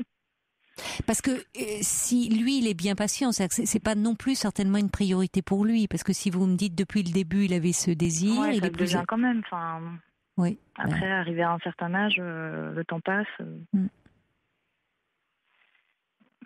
Mais justement, voilà, ça serait l'occasion d'aborder avec lui aussi le fait que pour ça, il faudrait que vos relations à vous évoluent, que vous vous sentiez davantage dans une position de femme vis-à-vis de lui. Vous redeveniez un couple. C'est compliqué. Oui, c'est compliqué, je suis d'accord avec vous. Ça paraît compliqué. Quand on est dans un schéma comme ça depuis des années... Et puis voilà, je pense que comme je ne lui donne pas ce dont il a envie, voilà, il est plus... Bon, il n'est pas toujours très agréable à mon égard, quoi. Donc voilà, ça envenime aussi les choses. Et oui, ça crée je culpabilise beaucoup. Oui, de tension, quoi. Et alors, cet autre homme-là, quand vous êtes avec lui, ça se passe comment? C'est-à-dire? Quand vous vous retrouvez, justement, avec lui, comment vous vous sentez avec lui? Très bien, il n'y a aucun souci à ce niveau-là, quoi. Alors, qu'est-ce qui vous fait peur dans le fait, par rapport à lui, peut-être, de sauter le pas et de vivre quelque chose avec lui? Qu'il se rende compte que finalement, je suis pas la femme de sa vie, ou qu'il trouve quelqu'un d'autre, ou voilà, qu'il soit pas à 100% dans la relation. Et on a toujours cette peur, hein, même si il dit que ça fait des années que que c'est moi et que... On peut le croire, puisqu'il revient vers vous. Une première fois, il vous avait proposé, me dites-vous, de vivre avec vous. Ça ne s'est pas fait. Il a fait sa vie. Finalement, il se sépare d'une femme. Il revient vers vous. C'est lui qui a repris contact avec vous? On avait toujours gardé contact, ouais. Mais par téléphone, oui, voilà, pas en étant amant. On se donnait des nouvelles. Non. Oui, donc vous avez peur qu'il ne soit pas fiable, au fond? Mais ça, c'est mon esprit qui me dit ça. Hein. Après, mais je sais bien que c'est votre esprit, mais en l'occurrence, c'est vous donc aussi. Parce que on peut retourner aussi les choses en disant que lui se rende compte que vous n'êtes pas la femme de sa vie, mais que vous aussi, vous vous rendiez compte qu'au fond, vous quittez tout pour... oui. Et on voit bien à quel point vous n'êtes pas prête à prendre le risque. Vous avez encore un trop grand besoin de sécurité pour prendre un risque. Ouais, mais bon, je me dis aussi que voilà, les années passent et que, en plus pour une femme, il faut pas non plus attendre d'avoir 45 ans pour réagir et faire quelque chose. Ça dépend ce que vous voulez. Ça dépend ce que vous voulez, parce que vous dites faire quelque chose de sa vie, ça dépend ce que vous voulez faire de votre vie, effectivement. C'est vrai, mais... Et le problème, c'est que c'est pas aussi simple, parce que je pense que ces peurs, il faudrait vraiment prendre le temps d'en parler, de vous pencher dessus, de comprendre.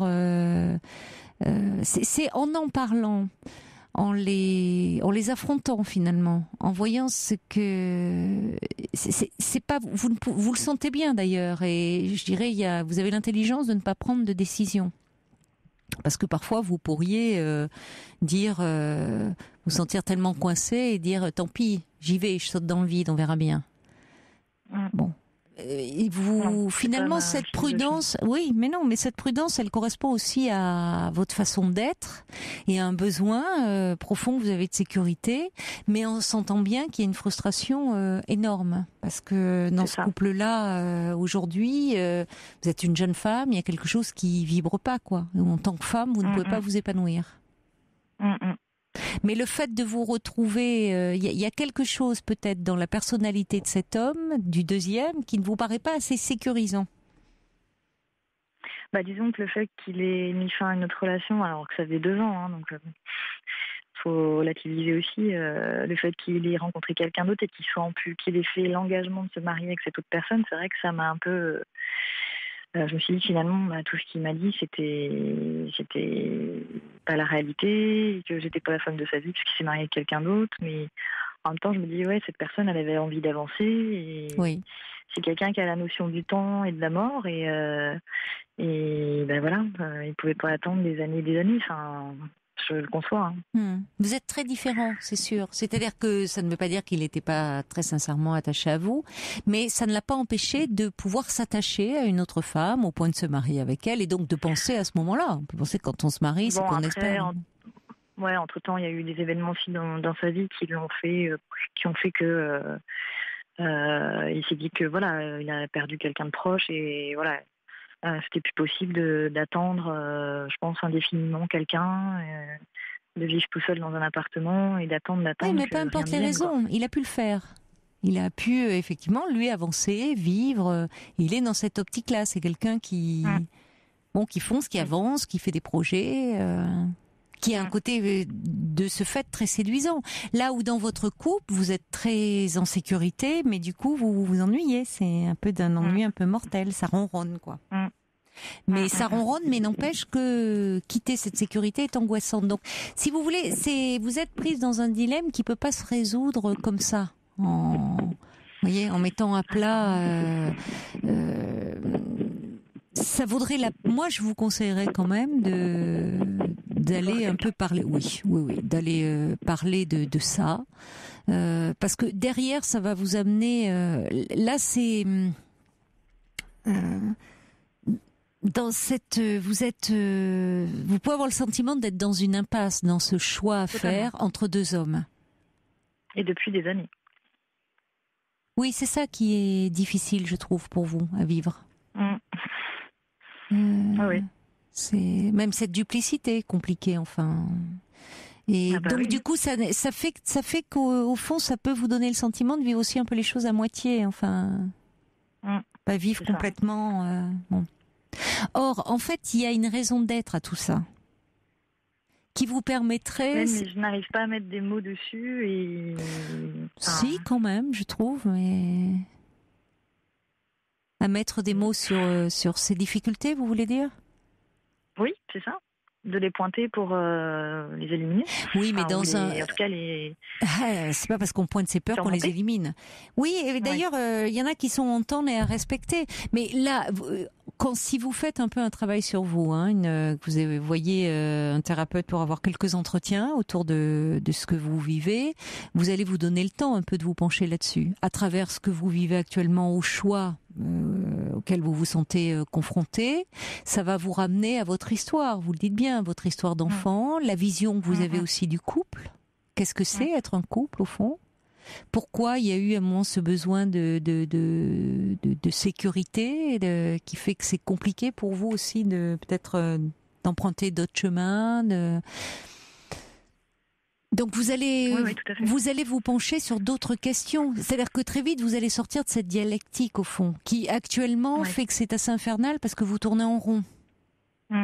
Puisque les 2 situations, vous n'arrivez pas, il n'y en a pas une qui vous paraît suffisamment séduisante et qui vous permettrait de, vous savez, à un moment, ce qui fait qu'on surmonte ses peurs aussi, c'est un désir extrêmement fort qui fait que on arrive à les surpasser. Mais là, finalement, aucune situation n'est suffisamment séduisante pour que vous franchissiez le pas. Parce que ces 2 hommes sont très différents. C'est pas un hasard, non plus. C'est pas un hasard. C'est-à-dire qu'il faudrait, ça serait bien si vous pouviez les scinder en 2, là, d'en faire qu'un. Mais bon. c'est pas possible. Ça correspond à 2 aspects de votre personnalité aussi, ces 2 hommes. Ouais, c'est certainement.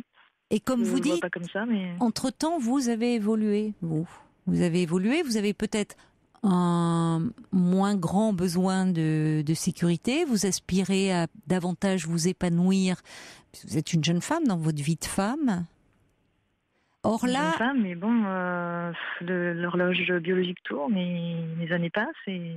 oui, mais ça vient encore fausser le problème. Parce que du coup, évidemment, vous avez dans un couple, vous avez en face de vous une image, pour le coup, en tant que père, il serait certainement formidable, cet homme. Mais là où je vous rejoins, c'est quand même mieux d'avoir une relation avec un homme que vous aimez, que vous désirez, enfin, où il y a quelque chose qui se passe dans ce couple. Et de ne pas être simplement un couple de parents. Et je comprends que vous n'ayez pas envie de vous résigner à ça à votre âge. Vous seriez peut-être un peu plus âgé. Bon, vous pourriez dire, voilà, il y a dans cette vie-là, dans ce qu'il vous propose, des choses agréables, cette sécurité aussi qu'il vous offre, affective, matérielle, peut-être. Bon. C'est-à-dire, j'ai l'impression, voilà, par rapport à mon âge et ma situation, d'avoir un virage à prendre, enfin de prendre une décision,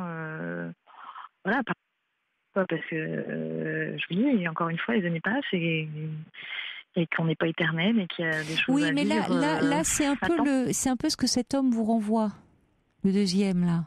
La très grande acuité par rapport au temps qui passe, qu'on n'est pas éternel. Bon, d'accord, oui. Mais vous avez encore du temps devant vous, pour ça. Et quand vous dites j'ai un virage à prendre, ça se négocie un virage aussi, si on veut pas aller dans le mur.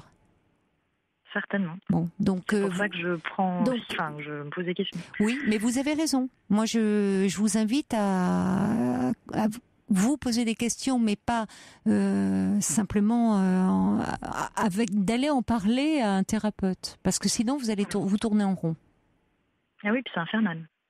C'est infernal parce que c'est culpabilisant, vous ne voyez pas d'issue, c'est un peu anxiogène, certainement. Vous ne pouvez pas en parler à des amis. Personne n'est au courant. Si, il y a des amis qui sont au courant. Quelques personnes très proches, oui. D'accord. Et ils comprennent pas. Ils comprennent pas quoi? Je suis quelqu'un qui est pas comme, je suis pas quelqu'un qui est dans l'attente des choses. Je suis pas quelqu'un qui est lymphatique et qui. Non, mais ça a rien à voir avec ça. C'est pas. Non. On sent. C'est plutôt une battante et une gagnante qu'une personne qui attend que les années passent, quoi. C'est curieux, cette notion du temps qui passe, là, des années qui passent. Il y a quelque chose d'aigu, là, chez vous. Oui, mais ça aussi, ça mérite un peu de s'interroger. Ça fait presque un peu comme une crise existentielle, subitement, là. Après tout, bon, vous approchez vous n'êtes pas encore, vous en êtes un peu loin, mais de la quarantaine. Enfin, il y a quelque chose comme de l'ordre d'une crise derrière, qui peut être d'ailleurs très fécond, il peut en sortir plein de choses d'une crise, mais il y a une espèce d'urgence. Peut-être de la quarantaine. Peut-être. Mais il y a une espèce d'urgence, mais ça n'a rien à voir. Ça peut être un peu parfois, destructeur, de trancher dans le vif comme ça, du jour au lendemain, alors qu'on est plein de peur et qu'on ne sait pas. Ça fait quand même 10 ans que. Non, mais c'est pas. Non, mais c'est pas aussi simple que ça. Ça fait pas 10 ans que vous êtes avec cette urgence-là. Sinon, non, ça s'accentue là parce que cet homme revient et que on sent aussi derrière le poids de son discours, de ses attentes qu'on peut comprendre de son point de vue. Mais qui ne vous aide pas vous. Je vais vous dire, il serait même préférable mais évidemment. J'imagine que vous allez me dire non, mais d'arrêter un peu là, de le voir, vous de voir quelqu'un pour que vous puissiez un peu décider. Là, c'est infernal, je trouve. Vous rentrez chez vous dans votre couple, vous le voyez lui. Enfin, comment voulez-vous ne pas être perdu et angoissé?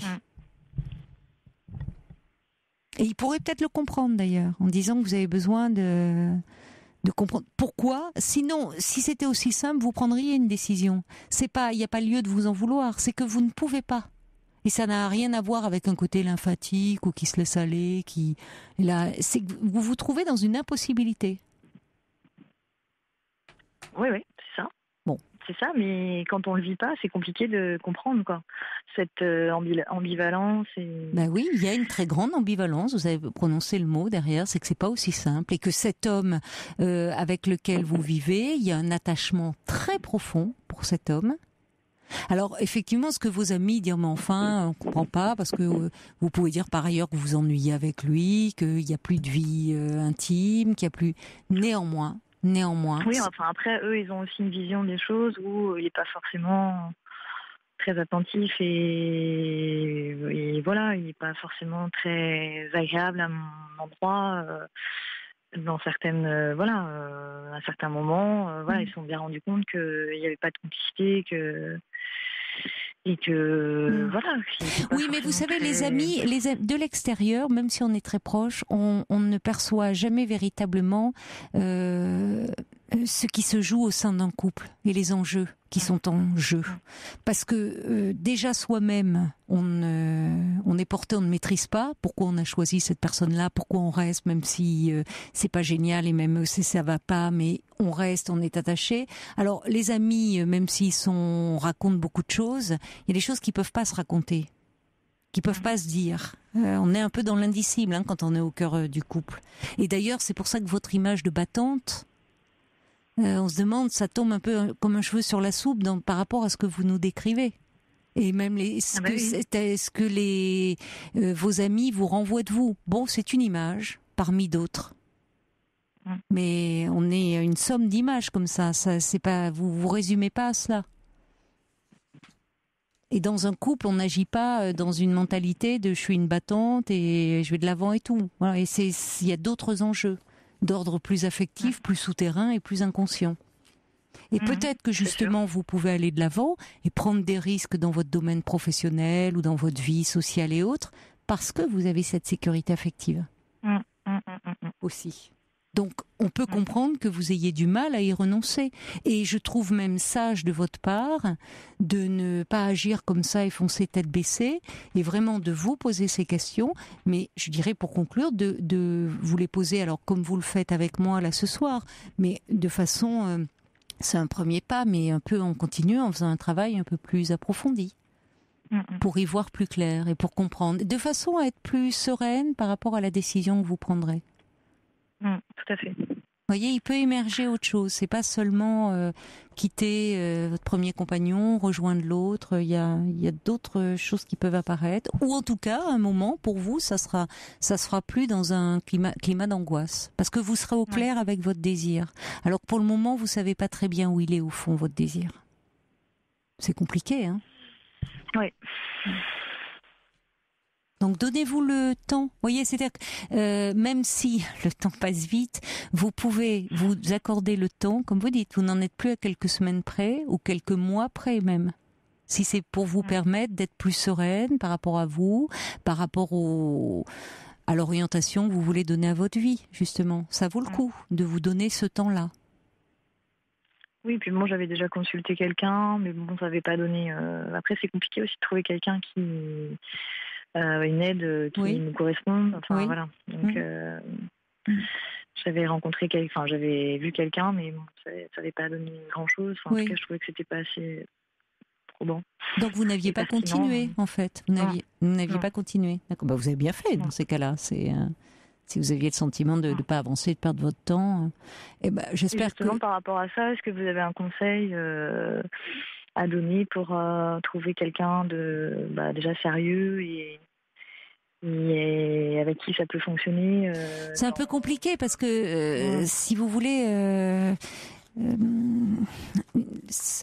conseiller un thérapeute, telle personnalité va correspondre à telle personne et pas forcément à telle autre. Vous voyez, c'est très subjectif. Alors après, sérieux, évidemment, c'est important de vous assurer de sa formation. Là, je pense que vous n'allez pas. Ce qui serait pas mal pour vous au début, c'est d'avoir des entretiens en face à face, un peu dans un échange, si vous voulez. Quelqu'un qui aussi, c'est-à-dire qui ne soit pas trop dogmatique. Vous voyez, même s'il a une formation analytique, qui ne vous laisse pas trop dans le vide, j'ai envie de dire. Enfin, par rapport à votre personnalité, ce que je ressens de vous. Je vois pas, vous voyez, allongé et vous êtes déjà un peu trop perdu là, ce qui est normal compte tenu de ce que vous traversez, pour qu'on vous laisse dans le vide et vous vous perdiez. Donc j'irais, pour commencer, de toute façon, c'est être plus avec quelqu'un que ce qu'il est une formation de psychiatre, de psychologue, enfin en tout cas quelqu'un formé à la thérapie, en face à face, et qui puisse un peu vous accompagner, où il y a un peu de répondant en face de vous. C'est ça. Voilà. Oui. Qui puisse, et après vous développerez, mais que vous vous sentiez un peu soutenu, quoi, une démarche un peu active. Oui, c'est ça. Une démarche active, tout à fait. Ça vous correspond. Oui. Après, demandez, alors peut-être des amis, si vous avez un médecin traitant, renseignez-vous. Voyez aussi peut-être autour de vous, il faut que ce soit quelqu'un de proche, parce qu'on a toujours 1001 raisons d'arrêter les échanges de ce type, des entretiens de ce type. Déjà, on peut ressentir certaines choses, même dans le premier échange téléphonique qu'on peut avoir, dans la disponibilité déjà. Vous voyez, si vous tombez sur une personne qui peut pas vous recevoir avant plusieurs mois, dans le premier contact que vous allez avoir, tout ça, ça joue aussi. Donc vous pouvez vous-même téléphoner un peu autour de chez vous, voir ce qu'il en est, et vous faire confiance, puisque. Et après, le temps d'une thérapie comme celle-là, c'est... C'est pas forcément, ça dépend ce que vous voulez. Ça peut être une aide très ponctuelle, un soutien vraiment très ponctuel par rapport à cette situation-là, qui n'est pas forcément dans une demande de thérapie. C'est que vous vous trouvez face à une difficulté un peu existentielle, que vous avez besoin d'être aidé pour prendre une décision. Après, peut-être que effectivement, ça peut vous amener sur quelque chose d'un peu plus... qui vous concerne davantage dans votre vie, dans certaines choses, dans le sens que dans l'orientation que vous voulez donner à votre vie, vous verrez. Mais pour le moment, partez sur quelques séances, sur quelques semaines, vous verrez bien. C'est vous aussi qui verrez à tout moment. Vous pouvez dire que vous avez une demande d'aide là, ponctuelle et apparemment très concrète. Mais évidemment, ça va vous amener sur d'autres terrains. C'est ce qui est intéressant. Et d'ailleurs, ça va vous faire sortir de cette impasse dans laquelle vous vous trouvez. Parce que vous allez revenir vraiment sur vous et prendre un peu du champ au fond par rapport à ces deux hommes pour essayer de cerner au plus près votre désir à vous dans toute cette histoire. Parce que là, vous êtes perdu entre deux désirs. Un qui vous offre la sécurité, qui vous offre d'être mère, et un autre qui vous offre quelque chose de plus aventureux, et qui veut s'engager aussi, mais dans d'autres projets. C'est compliqué. Bonne chance, Sophie. Merci beaucoup. De rien. Au revoir. Bonne soirée. Au revoir. Au revoir. Toutes vos confidences à Caroline Dublanche au 39 21. 50 centimes la minute plus coût de l'appel.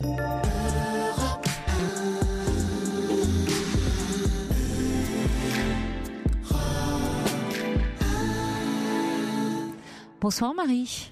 Oui, bonsoir Caroline. Bonsoir. Je suis contente de pouvoir vous parler un petit peu. Ça s'entend, vous avez une voix enjouée, ça fait plaisir. Je vais essayer après de ne pas trop bafouiller parce que c'est... vous inquiétez pas, vous savez, ça m'arrive aussi, c'est pas très grave, ne vous inquiétez pas.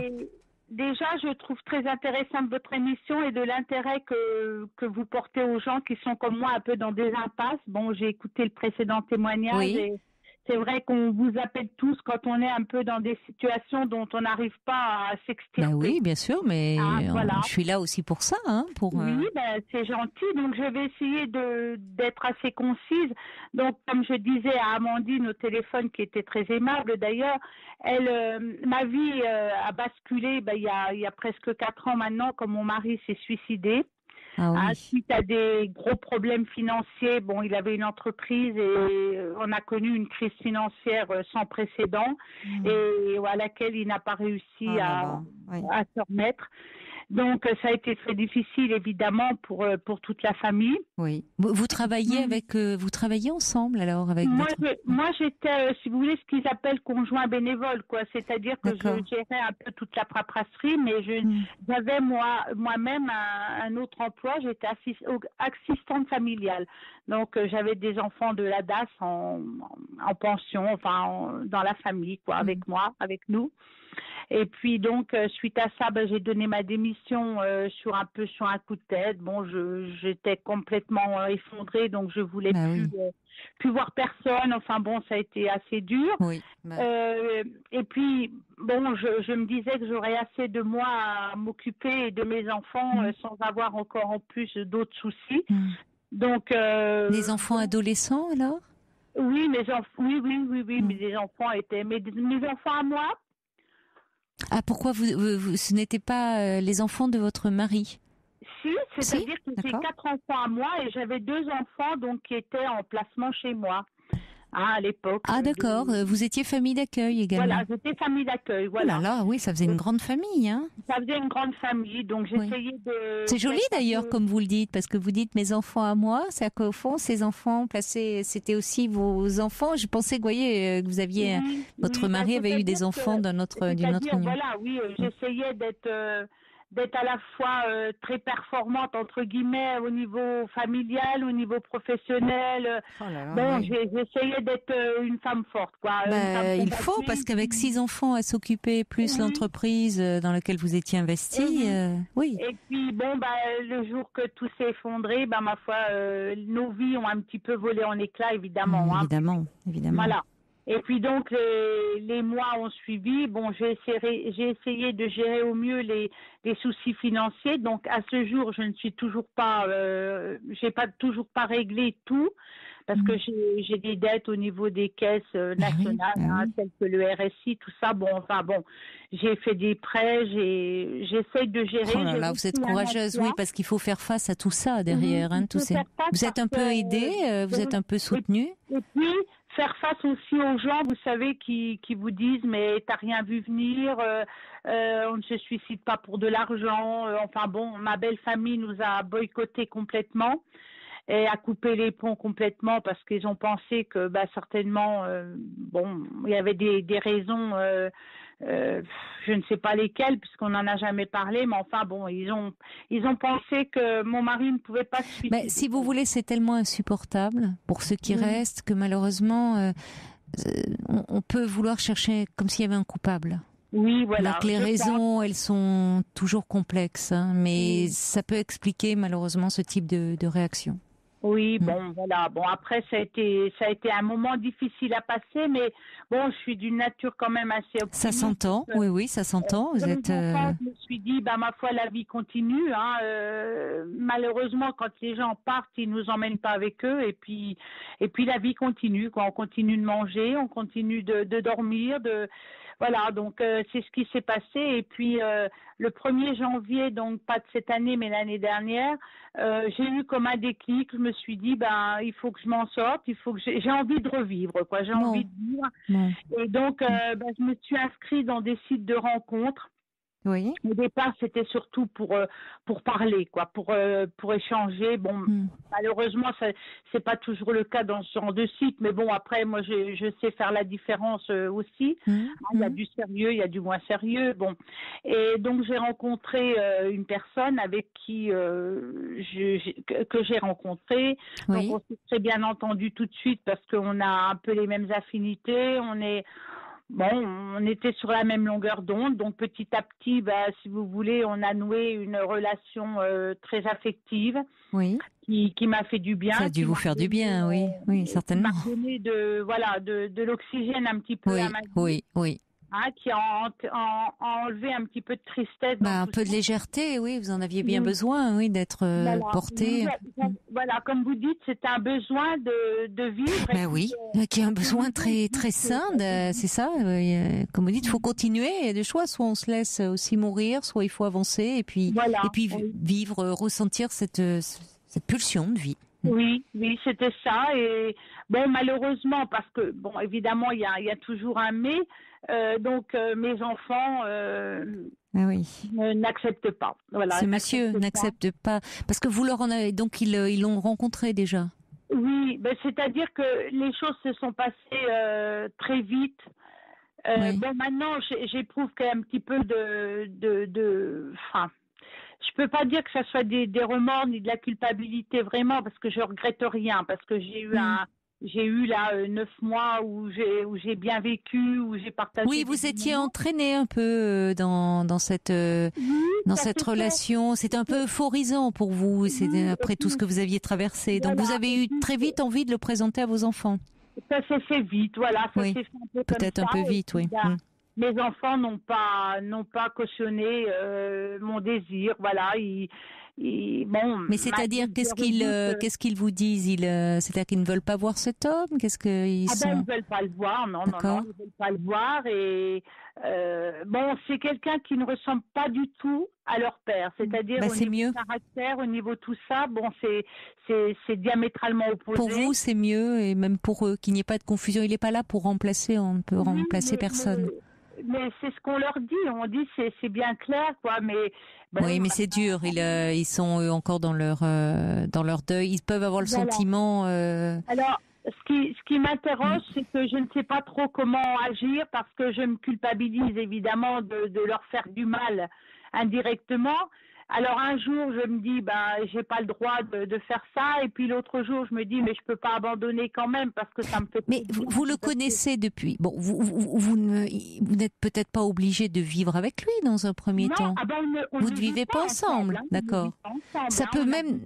À 80 km l'un de l'autre, donc. Oui, ça serait dommage de renoncer à cette histoire qui vous fait du bien. Et, comme vous dites, vous avez besoin d'être dans la vie à nouveau, donc c'est formidable. C'est courageux de votre part aussi de choisir cette voie-là, parce qu'on peut aussi s'enfoncer dans le chagrin, s'y cultiver aussi sa douleur. Bon, donc je trouve courageux de votre part. Maintenant, même je trouve pour votre relation, c'est peut-être pas plus mal dans un premier temps que vous viviez cette histoire là, vous deux. Après tout, que vos enfants soient un peu en dehors, parce que même pour quelqu'un qui arrive et qui vous avez à consolider cette histoire, cette relation amoureuse avant de l'associer à une vie de famille. Hein, ça fait 9 mois que vous vous connaissez, c'est encore jeune. Et entre-temps, vos enfants, qui ont quel âge d'ailleurs? Ça va de quel âge à quel âge? La dernière va avoir 20 ans. Oui. Et la plus grande, j'en ai 4, donc 3 filles et un garçon. Et la plus grande va avoir 33 ans. Ah oui, il y a des grands, vous avez des grands enfants. Oui, certains sont en couple. Il y a que la grande qui est en couple. D'accord. Et alors donc, elle accepte. La plus jeune qui va avoir 20 ans, elle a une vie, elle a réussi un peu à tourner la page. Peut-être plus facilement que les deux autres. Après, ça dépend du caractère aussi. Elle est en apprentissage, elle a un petit appartement, donc elle est indépendante. Elle est en train de se construire sa vie un peu aussi. Et donc, elle me dit, écoute, si ça te convient, elle me dit, s'il te respecte, elle dit, moi, elle voit pas d'inconvénient. Alors, c'est les deux intermédiaires qui, il y a mon fils. Des garçons. Lui, il a beaucoup plus de mal parce que déjà, c'est lui qui a trouvé son père. Ah donc, le pauvre, c'est terrible, oui. Il est très choqué encore. Et le gros problème, c'est qu'il n'a pas voulu en parler, ni médicalement, il ne peut pas. ni à personne. Oui, il ne peut pas en parler. Il a une rancœur quelque part vis-à-vis de moi. Mais il est en souffrance. Il doit aussi. C'est terrible, qu'il est malheureusement. Oui. Il faudrait qu'il puisse en parler, mais il n'y arrive pas. Il y a quelque chose, parfois, c'est tellement, la douleur est tellement vive qu'on ne peut même pas en parler. Ce qui ne veut pas dire qu'il le fera pas plus tard.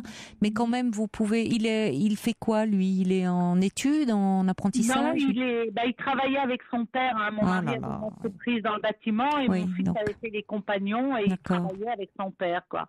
Et donc, aujourd'hui? Il a essayé de continuer l'entreprise. Ça a duré pendant 2 ans, puis on a été mis en liquidation.